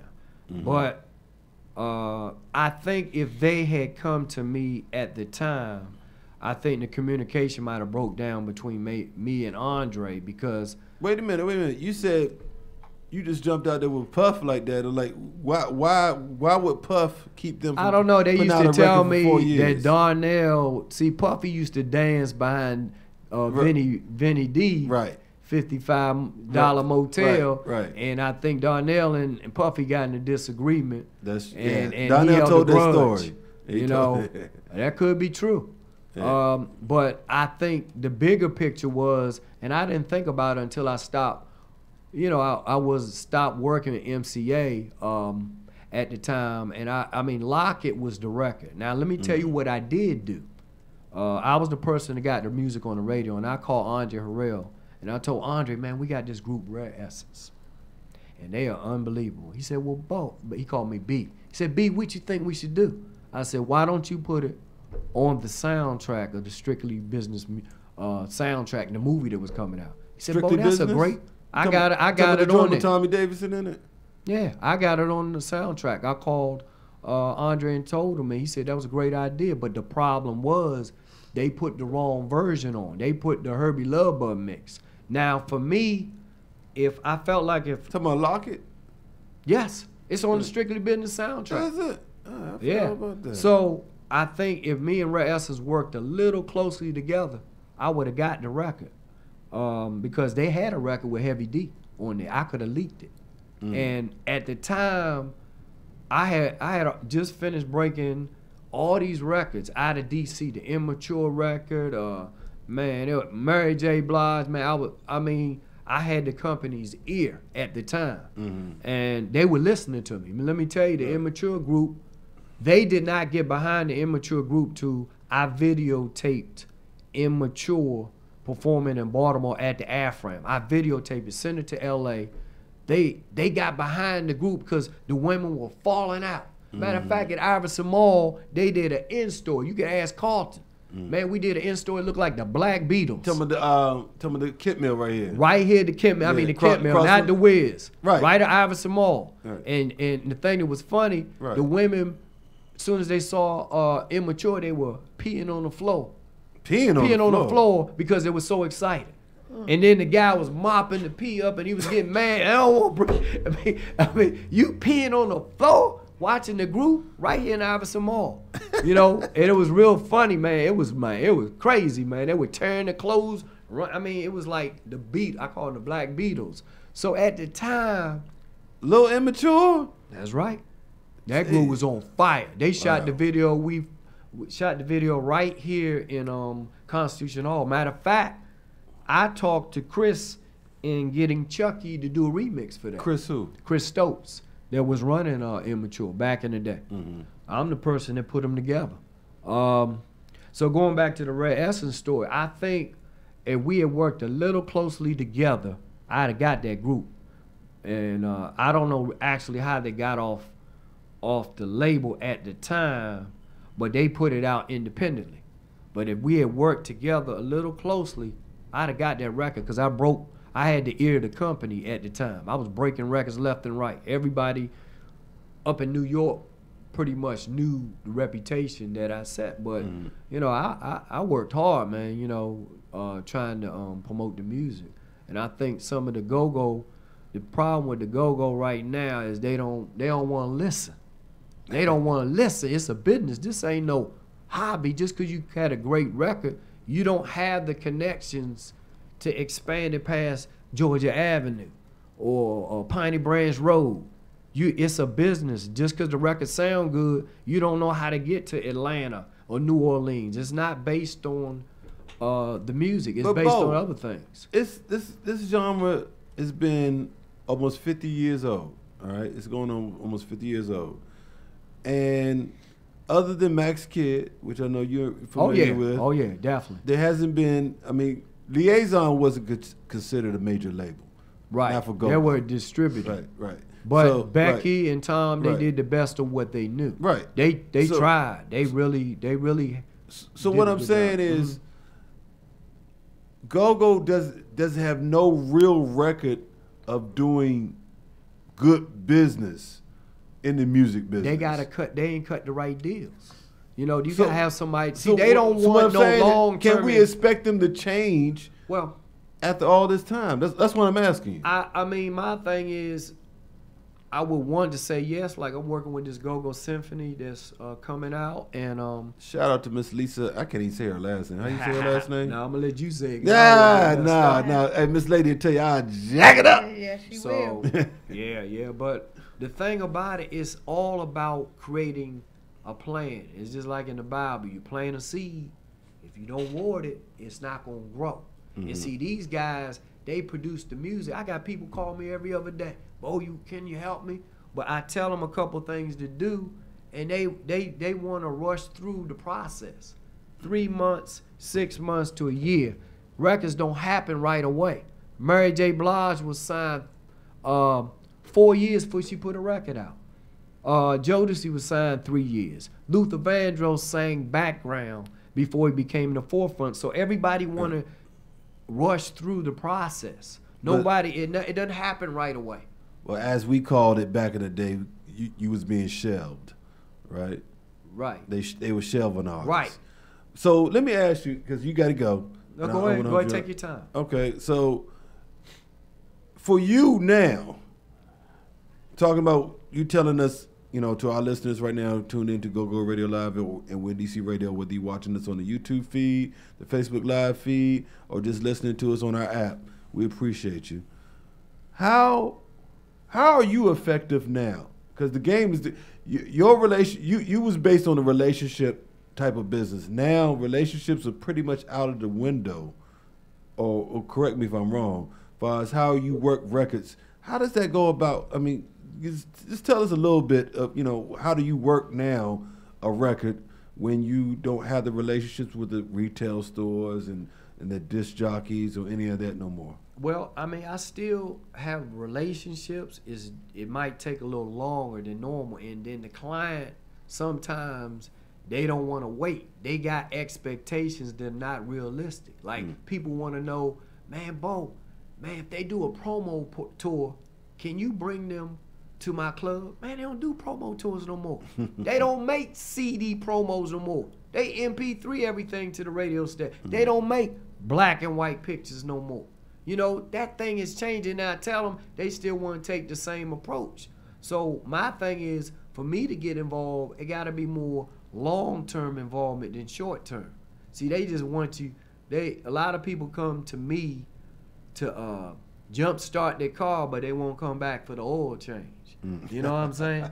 They want me to get them out. Oh, I got it from here, Bo. Right. You know what I'm saying? Right. So they don't want to. I mean, they don't want to have no long process. They think it happened overnight. Just like with the Bobby Brown story, that's coming out September 4th and 5th. I had a lot to do with Bobby's career. You know, getting his music on the radio. How's that? You talking about after he left New Edition? Man, Bobby has solo album on MCA. You know, I can tell you a lot of stories. You know, I was down for the filming. It's coming out, and a lot of people, you're going to tell the good, bad, and the ugly on his career. And he's had a lot of highs. He's had a lot of lows. And, I mean, he got a record that's going to be coming out. I don't know exactly. Give me some info out there. Teddy Riley and Babyface did the track. Whoa. On Bobby Brown. Now, This getting ready to come out? I don't know when it's going to come out scheduled, but I heard the record. They played it for me when I was down in New Orleans. Is it hot? It's a smoker. Up-tempo. Teddy does great up-tempo records. Yeah. And he did it with Babyface. So, you know, my thing is a lot of people come to me, man, Jokers want me to hear the demo. I said, well, do this. Then they might do it and they might not do it. Bo, how does that work? Let's go to that Teddy Riley and Babyface production type of thing. Yes. How does that work? Does the label, is it different now? Because back in the day, the label used to handle all of the, who's going to be the producer for this particular track and all that type of thing. Yeah, A&R. Everybody think, you know. Yeah. The A&R person. So how does that work now? I mean, like, for somebody like Bobby Brown, like, look, because he's not signed to a label, is he? Well, they might put it out themselves, or they might have somebody say, okay, the major label might want to jump in because of the fact of the impact of this story. that's coming out. You know, just like Right. the New Edition Yeah, story. right. It was the biggest thing. Yeah, for their in careers. the industry. Well, Yeah. that biopic was the biggest hot. You had little kids that never saw New Edition. You play Candy Girl, they do the steps. It was the hot. Unfortunately, they got an issue right now where they're probably doing it individually. You know, BBD and Bobby Brown, and then Ralph and Johnny are doing some stuff together. You know, there's some, you know, controversy right now. So Yeah, isn't there supposed to be a group that coming out that's without Ralph? Yeah, they're and doing the songs huh? together. Yeah, that's Yeah. true. And It's without Bobby Johnny. and BBD. They'll Right. be here September 29th at the. And what is it called in Virginia. again? What's the name of the group? I got to think about it Yeah, too. they got it's an acronym. Ronnie, Rick, Right, you know, right. It's an acronym. RPMB or something like Yeah. that. You know, they got the first letters of the name. You know, pretty much in the group. Ronnie, Bobby, Ricky, and Mike. Yeah, sometimes I got to think about Oh it. yeah, that's it. RBRM. There you go. Yeah. I Ronnie, forget Bobby. sometimes. Yeah. I hate to sound scattered, but I mean you got to go. So it's, No, so no, many go things I ahead, wanna get to. finish up. Okay, Cool. okay. So, when you, this is like Kitty in the candy store right now. When you're dealing with somebody like you, I want to see, you know, which direction I want to go with that. But let's stay with the go-go. Okay. You've been working with Bear off and on for quite a while, right? Mm-hmm.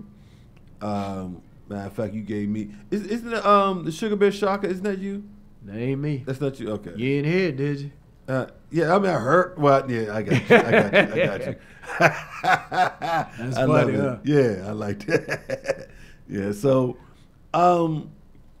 has anybody presented you anything lately that you see like, or you just heard, you know, in your traveling within the go-go, that you feel like they can do something outside of this 95, as you say?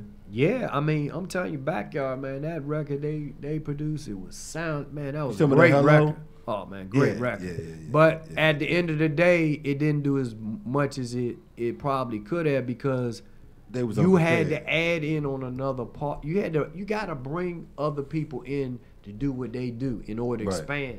Right. There's no way it's just going to go on its own most cases. And the money they was making, they could have really. Well, the bottom line is it was a great record. It could have went bigger. Just like Go-Go Swing probably could have been a national record. People don't realize they spend money. You got to put money into something to make it grow. What would it cost to put Hello out nationally? Probably And the reason why I say that because- $250,000 to work Right. it across the country. But the on reason why I say everything. that, it being a cover, you know, Well, they cleared. Hopefully, they cleared it. Harry Fox clears cover tunes. Yes, I've talked with my co-host about that, but I mean, but that song was so big, and by her, you know, because Adele's was Sony, right? Yeah, but you know, if they did it, I don't really know the back line because I wasn't involved. Could I find out? No. I'm just asking I you could. to estimate. Well, how much it would cost the guy that crossed the country? That particular song, as big as it was, because it was a #1 song for her for a long time. Yeah, but you would have to spend. Other lot of markets did not hear that record. They've never heard it. I played it for No, a I'm lot talking. of I'm talking about Adele's version. Adele's version. Yeah. They So spent it- millions of dollars on that. What I'm saying is, in order for Backyard to do what you're saying, They had to get somebody to invest more money into the project in order to shoot a video, pay somebody to get them on TV to perform it, go in different parts of the country in order, and it costs financial. It's a financial thing too, to expand, to get to that level. You can't get to that level without spending a lot of money. And so somebody, you got to find investor, you know, just like in anything else. and what would it if I was an investor? What could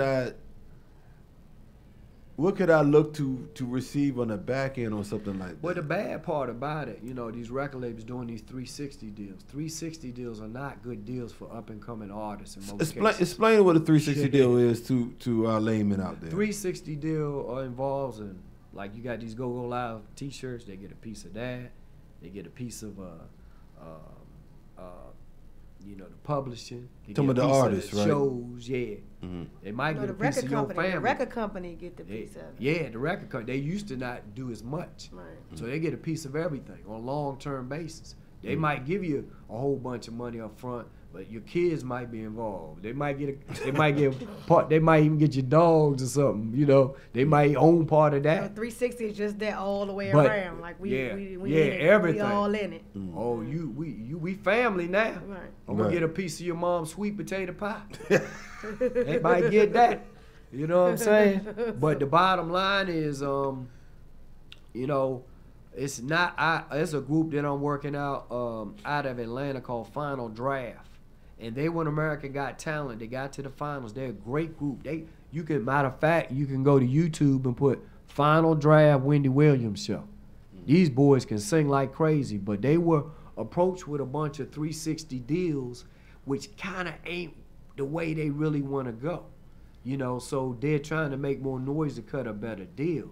But it's not, the deals are so bad out there, you know, right now. Sometimes it's best for you to do it yourself. Independent, yeah, that's and some of the independent independent artists always come to me, well, if you create a following, you can sell the following to a company. I got 5 million people follow me on whatever platform. So that's your advantage, but these guys are so worried about getting out there so much, they don't cut the right deal because they've never been there before. How can you tell you what deal to have and you never been there? You need to find somebody, whether it's an attorney that you can trust or somebody that's out there that you can trust that has been there and understand what to ask for. They don't know what to ask for. A lot of these old groups like the OJs, Peaches and Herb, a lot of them never got royalties for years. You know, Gamble, Gamble and Huff would have you come in and play a tape. At the same time, they were recording the tape while they were listening to it. Gamble and Huff? Man, I can tell you all kinds of stories. That's a lot of behind the scenes stuff. You know, so there's a lot of dirt in this music So business. will be a person like you that knows the ins and the outs and know what to ask for. Well, it's two things with me. It's either limited or unlimited. Limited, I ain't getting nothing out of it. Unlimited, I'm getting some money. Right. So, but I ain't using all my resources fooling around with these jokers. Joker tell me, yeah, man, hey, Bo, man, you the man. Okay, well, what you want me to do? Let me see what you got. Right. So if someone, that's what I'm saying, because you always go back, we always end up going back to money. Gotta have this, gotta have money, gotta have money. Yeah. So if somebody was to come to you, they have to have some money. Not all the time. I do a couple free charity tips, and then I say, you go do it yourself. And then they come back, well, boy, this is what it's going to take. Okay. Right. You know what I'm saying? I don't try to take advantage of people. But then again, I don't let them take advantage of me. That's right. Because they will. They come pick your head, man. Oh, That's right. Hey, Bo, man, what you think, man? Like, I always use the example with my friends. Man, if we have a trip to L.A., them jokers will get me in the car and say, hey, Bo, man, you the man. Drive all the way almost to Union Station and then change their mind. Say, well, Bo, man, you know, we've been thinking about it, man. We got to drop you off at Union Station and whatnot. You got to take the ride back. And we going to keep on going to L.A. But you know what, Bo? We ain't going to forget about you. And then, it's just the same old, fast talk. Right, but I can read between it. You know what I'm saying? I'm not worried about what they think. You can't, at this point, the guy, I've been doing this thing so long, man, it's like, man, I can't even believe I'm still, fooling around with it. But I am, But I found other ways to bring income in through the networking, consulting, booking shows. I got a couple TV things, a couple biopics I'm working on. So I think Nico asked you the question, but it was off the mic. So I would call if an artist from this area who kind of grew up in the go grounded, if they wanted to take a stand and say, hey, I want to take this thing seriously. And they had the right, the music. The right, they had the what would they have? What would be the first step to say, I want to take this seriously? What would be their first step? For me or for them? For the artist. I mean, for them, well, would they reach out to someone like you? They have to do the research, but I give them two scenarios. If it's for them, they need to go out and do their homework, figure out what's going on, what works and what doesn't work. If they come to me, then I'm going to say, let me hear what you got. And then I always listen to every piece of project I get, you know, because I always try to give people a chance because somebody gave me a chance. You can't make it unless somebody gives you an opportunity. Right. So I always check it out. Then I tell them, well, do this, do this. They might do it, they might not. And then I see if they serious. A period of time gonna tell me if they serious. Now, a couple meetings ain't tell me nothing. Right. Because I done been through it. I done listened to demos all my life. You So know? if they don't have any music, so that would be the first step. You Would say tell if they somebody- don't have 'cause music? If they don't have music, they would say, well, how do I get tracks? How do I get this? I mean, so what? I'm just saying from the I could from the kind of push bottom them ground. towards a couple people that are doing things, and then you figure out, even if Okay. it's a singer. Sometimes some singers best to get with a producer so you can spend time Right. with that person to create some music that might work. Right. You know what I'm saying? And you know, that's the thing. You know, you got to really understand this is a business. Are you trying to just be a reality star, or are you trying to be successful? Is it a hobby or is it a business? So what I'm hearing is not so much as the heart anymore, or what's from the heart. It's what's going on, like what's popping. Because you just like look and see what's going on. You know, put Right. your ear out there, see what's hot, see what's not. So, but what if what the person is doing is very good, Yes. but it's not what's hot? So is that? Is It don't have to be. Just do what you do best. Okay. You know, that's what I tell people all the time. You know, it's a crazy business, but it's like musical chairs. Things change, Yeah. and the bottom line is some people just doing it to be get women. You know, you talk to the OJs, they said that's how we started doing. We wanted the women get the chasing. ladies. And then some people doing it to make money. Some people are doing it for there are different reasons why Right. people are doing the music stuff. Your why. You know? Your why. You know, and it's a lot of different trends. You know, at one point DJs became entertainers. You know, everything is DJ changing. Khaled, yeah. Yeah, Cool. Yeah. DJ Cool was before all them Yeah, guys, man. yeah, Cool has done more than people are giving him credit for. Oh, yeah. This joke had a Pepsi commercial. Yeah. He got I think a T-Mobile thing that's coming. His song was in a movie. Oh, yeah. Stuff that he's done. He's really made a way. Cool never stopped. And it took a while for Cool to get a deal. And on his first run, he didn't get what he should have got. Well, over time, he got it in the end. You know, got a lot of recognition. He's really underrated. Oh, yeah. People yeah. in D.C. don't treat Cool. Cool is huge. Oh. This joker done opened up for Beyonce. I and- didn't know he was from D.C. Yeah. I mean, as a younger But person, everybody's you not going to you become thinking, a star. yeah. It's a small percentage of people. Right. That, you know, even when I worked with Mary J. Blige in the very beginning, she said, Bo, at one time I was managing, she was being managed by two people, and they were getting 50% of everything. And then she woke up. That's what she told me. This was in the very beginning. You know, a lot of people people don't tell the bad stuff in the beginning. They only tell the good stuff. Just like, in my opinion, with Chucky and Rich Harrison, they're friends of mine. But if I would tell them, you know, when you were at the peak, sometimes you got to come back and bring somebody and make it a movement. Because a lot of people out of this area move to D.C. and go to Atlanta, and they tell you, man, I'm going to be a star. 6 months later, I see them. Hey, man, you back? What happened? Man, you know, I'm doing real estate now, you know. But what it was, they couldn't get in the click. Right. Yeah. Philly got a click. Atlanta got a click. D.C. ain't got no real click. No. The talent's here, but they're not going to allow you to get in the click. A guy like Rich did songs on Usher. Janet Jackson did not make the album, not because it wasn't good, but because he didn't have a click. He didn't have people around him. They let other songs get on the album because he wasn't from there or from Philly. So Philly and Atlanta, they would look out for people. DC, Oh, yeah. we ain't got no click. We got two teams, the player and the player hater team.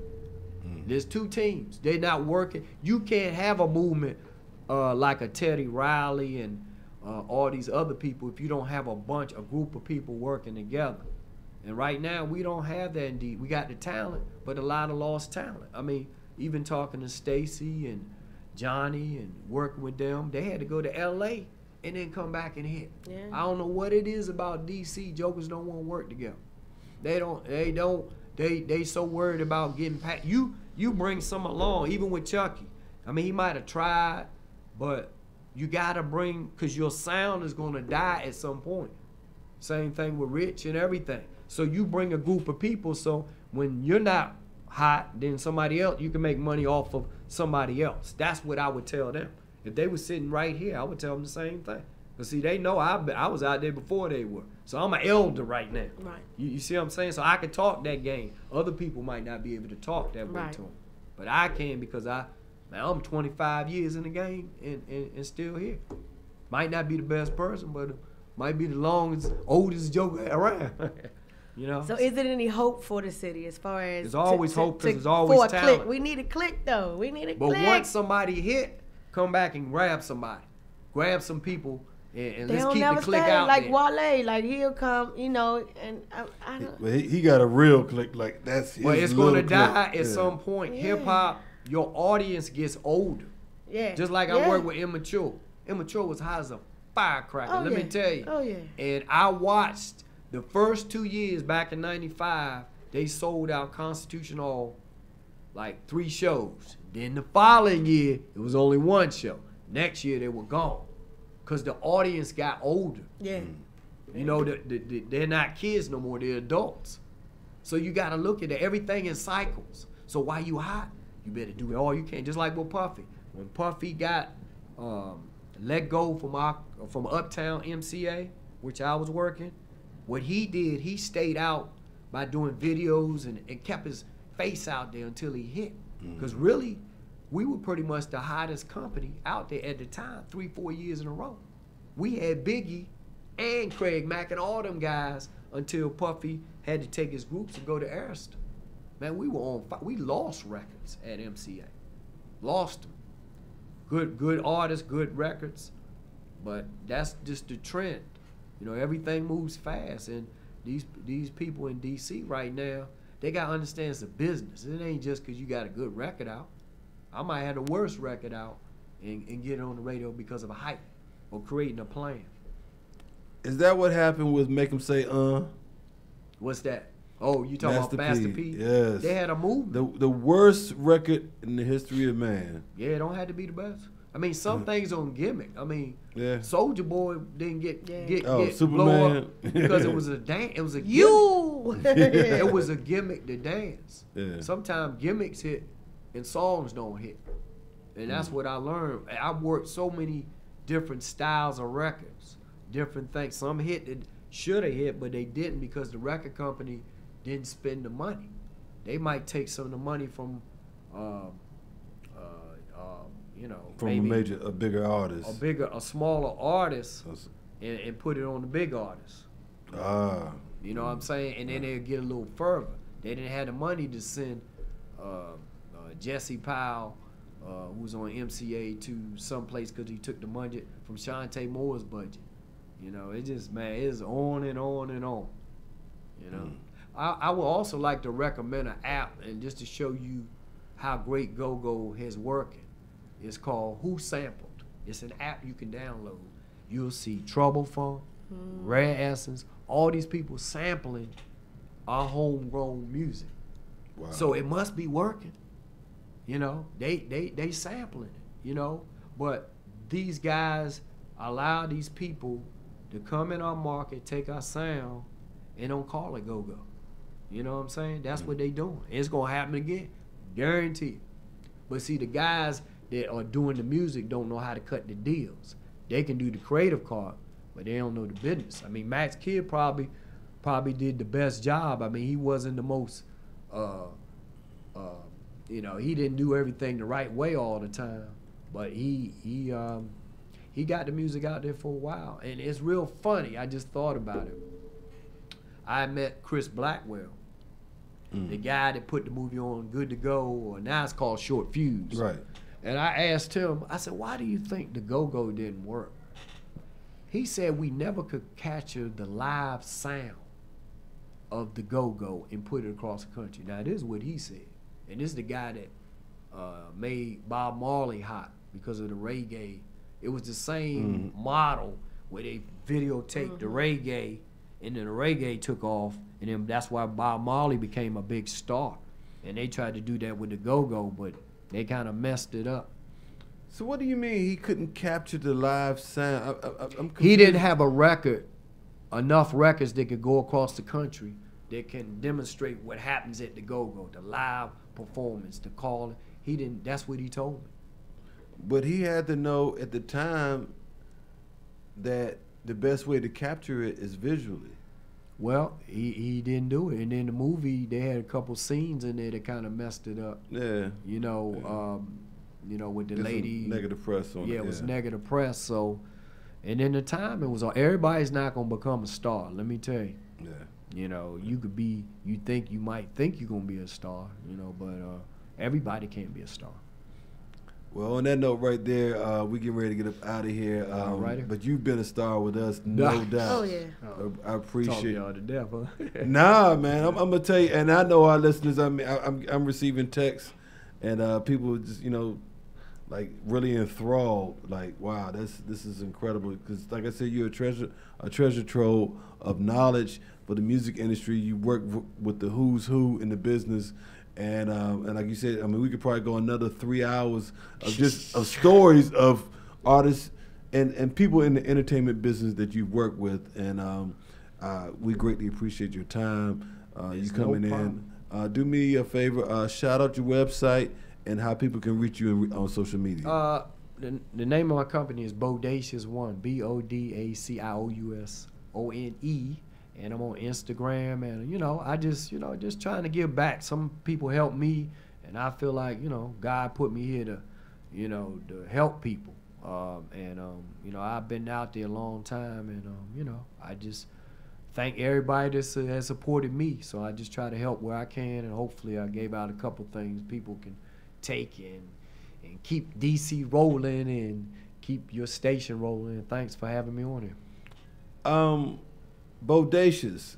Yeah. That's kind of a misnomer for you, because you're so laid back, and bodacious is like a vibrant, word and a real big word. And well, I do it in my business, at least I try to. Okay. Bodacious. I came up with that name when I was at MCA. I trying to give people, advice and stuff. Right. Trying to do other stuff, not just do the same thing everybody else is doing. So what's the next big record coming out for you? Woo, boy. What you working on right now? I think I'm focusing a lot on these biopics. I want to put this book out and give people advice. But not only advice, my journey, come up with a glossary on, what terms mean. Because a lot of people don't know what I do. It's real funny. Even if I tell them, they still don't. So I like to just not so much do a book for money, just to tell my story for somebody else tell it. So that, the book, I'm booking shows all the time, with different people from loose ends to, all different genres of music. That's one of my favorite groups. Yeah, man, them jokers are bad, loose ends, and man, I got a lot of groups I work with, different. So I'm just trying to keep moving. Hopefully, God will keep me in the direction of helping people, and I can keep on moving. One project in particular, I understand that you're working with is a Rare Essence project. Am I correct? Well, it's not Rare Essence, Killer Cow record. Oh, okay. It's his record. It's a record that's coming out called A Birthday. Is that right? Record. Yeah. We'll see what it does. Who else is on that record? I forgot the young lady's name. Really? Yeah. Is it you know it. Miss Lady? Oh, Miss Lady. Yeah. I didn't know. That's right, Miss Lady. I wanted you to say it. Yeah. So, what's up with that? What's going on with that project, right? I don't know, but Miss Lady know more about it than me. Really? Miss Lady. I thought you working the project. She put the voice on there. Well, they gotta bring it. They gotta finish up what they're doing, and then we're gonna go from there. Okay. Now they listen. There you go. You heard the word LISTEN. Some people don't listen, man. I don't care. Just listen, baby. Yeah. If I could put out something where everybody can listen. I'm not saying I know everything. All I can do is tell you I've been there before and I've done it. And man, if I don't know, I know who to call. There it is. That's the key. And it's a business, man. I got a couple things I'm doing with Ruben Stutters. you know, all the new additions. He all right? Oh yeah, he's good. His Hey. brother passed away just recently, but Okay. he's gonna make a. I heard he's going through some things. He's still vegan? It don't look like. Yeah, okay. That's what you gotta fell off the wagon. He done fell off the wagon. Like you. Yeah. Yeah. Gotta get Yeah. gotta get back on the wagon. Yeah. All right. So look, once again, we'd like to thank and show as much appreciation we can to this brother right here, Brother Bo Sampson, for taking time out of his day and out of his busy schedule for coming in, educating our listeners on GoGo Radio, Win DC Radio, all wrapped up in GoWin.media. We really appreciate your time. Hey, look, we gotta get up on that music, man, that you was talking about. Some of that stuff you got, hitting. Oh the yeah, place. yeah. You know what I'm Definitely saying? with the Yeah. Lady and the Killer Yeah. Cow, and Oh, then yeah, also definitely that. the Go-Go Symphony. Watch out for them locally, and I mean, there's a lot of things I'm doing. Keep I'm it talking up. about some of that stuff you got in the crates. Oh, Yeah, okay. Yeah, I'm a collector before I am anything else. So I appreciate y'all for tuning in. Oh, so starting next Saturday, the concert series will start next Saturday, and we're coming out. It's Welcome Back to School. We're doing with the kids. I just got my headliner, Mr. Mike D'Angelo, will be headlining. And for those of you who know about Brother D'Angelo, his niece was murdered senselessly. What was her name, sis? Micaiah, yes. And so, and that's the brother who walked All from the way to DC. Philly. That's right, to DC to Philly, and just for a call for our people to wake up and stop the senseless violence that's in the streets. So that brother's gonna be headlining. We also got a young man named Eli. He's gonna be performing. King Mackay and Miss Desiree Marie. So look, we're gonna have a heck of a thing going on this Saturday, and we're gonna be doing for the next 8 Saturdays after that. So the Iverson concert series is gonna be here each and every Saturday from 1 to 3 p.m. All right? Yes, sir. Can I give a shout out to Tayo Hodges? Oh, yeah, Miss Tayo. Yeah, she got a great show on this. On this station. And she starts not next Monday, but the following Monday. She'll be back right here on the Win DC Radio Network. And her show will be, Tayo, we're doing from 12 to 2? Yeah, I think she is. I think 12 to 2. She said you helped her out a lot. Oh, yeah, no, that's my, hey. Yeah, we Tayo's a love good her to death. person. Yeah, no doubt. So, hey, look, Tayo know everybody, man. Tayo in the know, for real. That's what's up. So, hey, Miss Lady, shout-outs? Shout out to Miss Vet, the bartender, birthday today. Shout out to my little nephew Antoine's birthday was yesterday.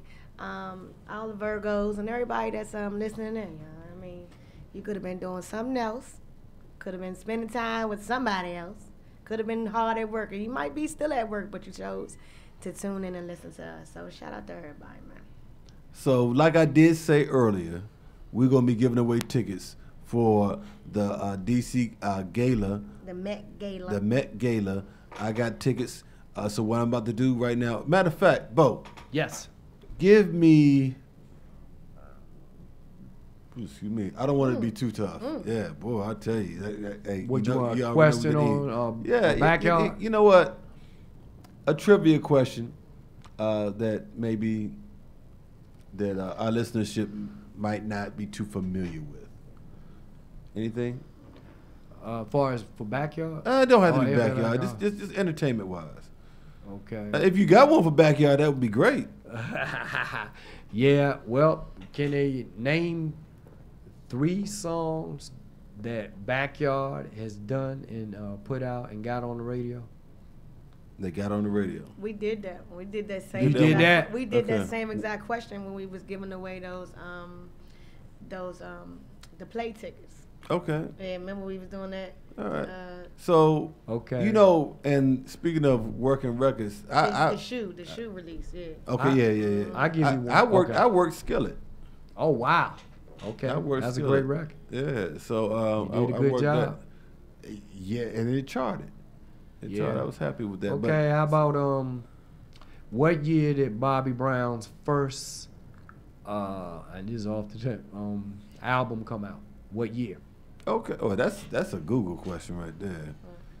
Yeah, that's a good. They on that real too easy with that. That's you go straight to Google and get that right there. All right, name 3 hit records on Humping Around. I mean 3 songs that on the Humping Around CD for Bobby Brown. Humping Around CD. Yep, that was the name of the album. What was Humping Around? That was the second. That was the second CD. Name really 3 songs. I thought it was the other. That was the second Don't CD? Be Cruel was the first. No, where it's you talking about single? Just name 3 songs. Okay. On the Humping Around album. Okay. Or CD. All right. You gonna post that, sis?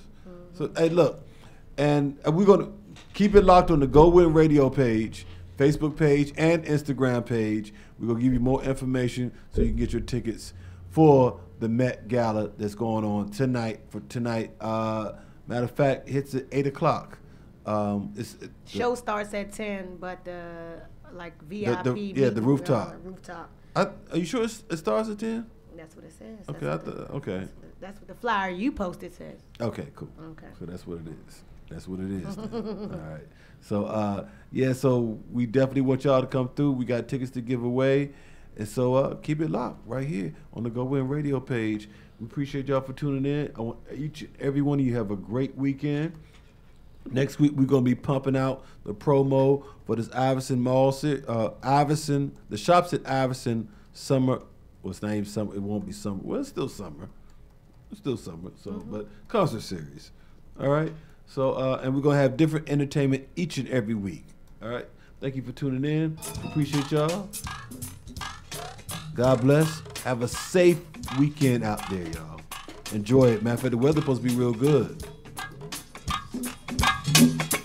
I was waiting for Kid to come up here. I brought a tambourine just for her. And I ain't seen her all night. Well, Kid, hold it down, five.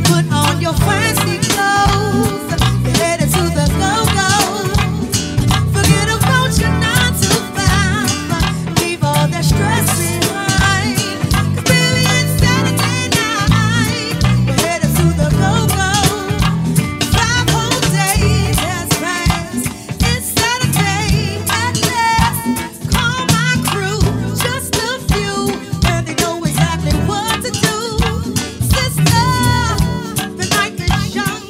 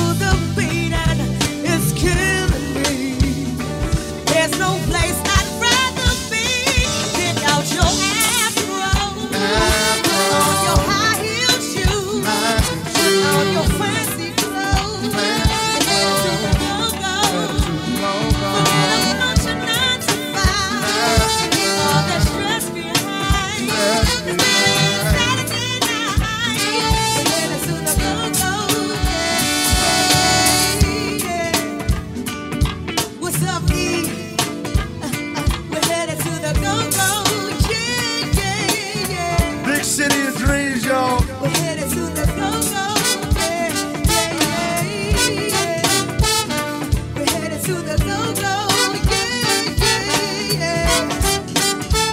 5 more days has passed. It's Saturday at last. All my crew, just a few, and they know exactly what to do. Sister, the night is young.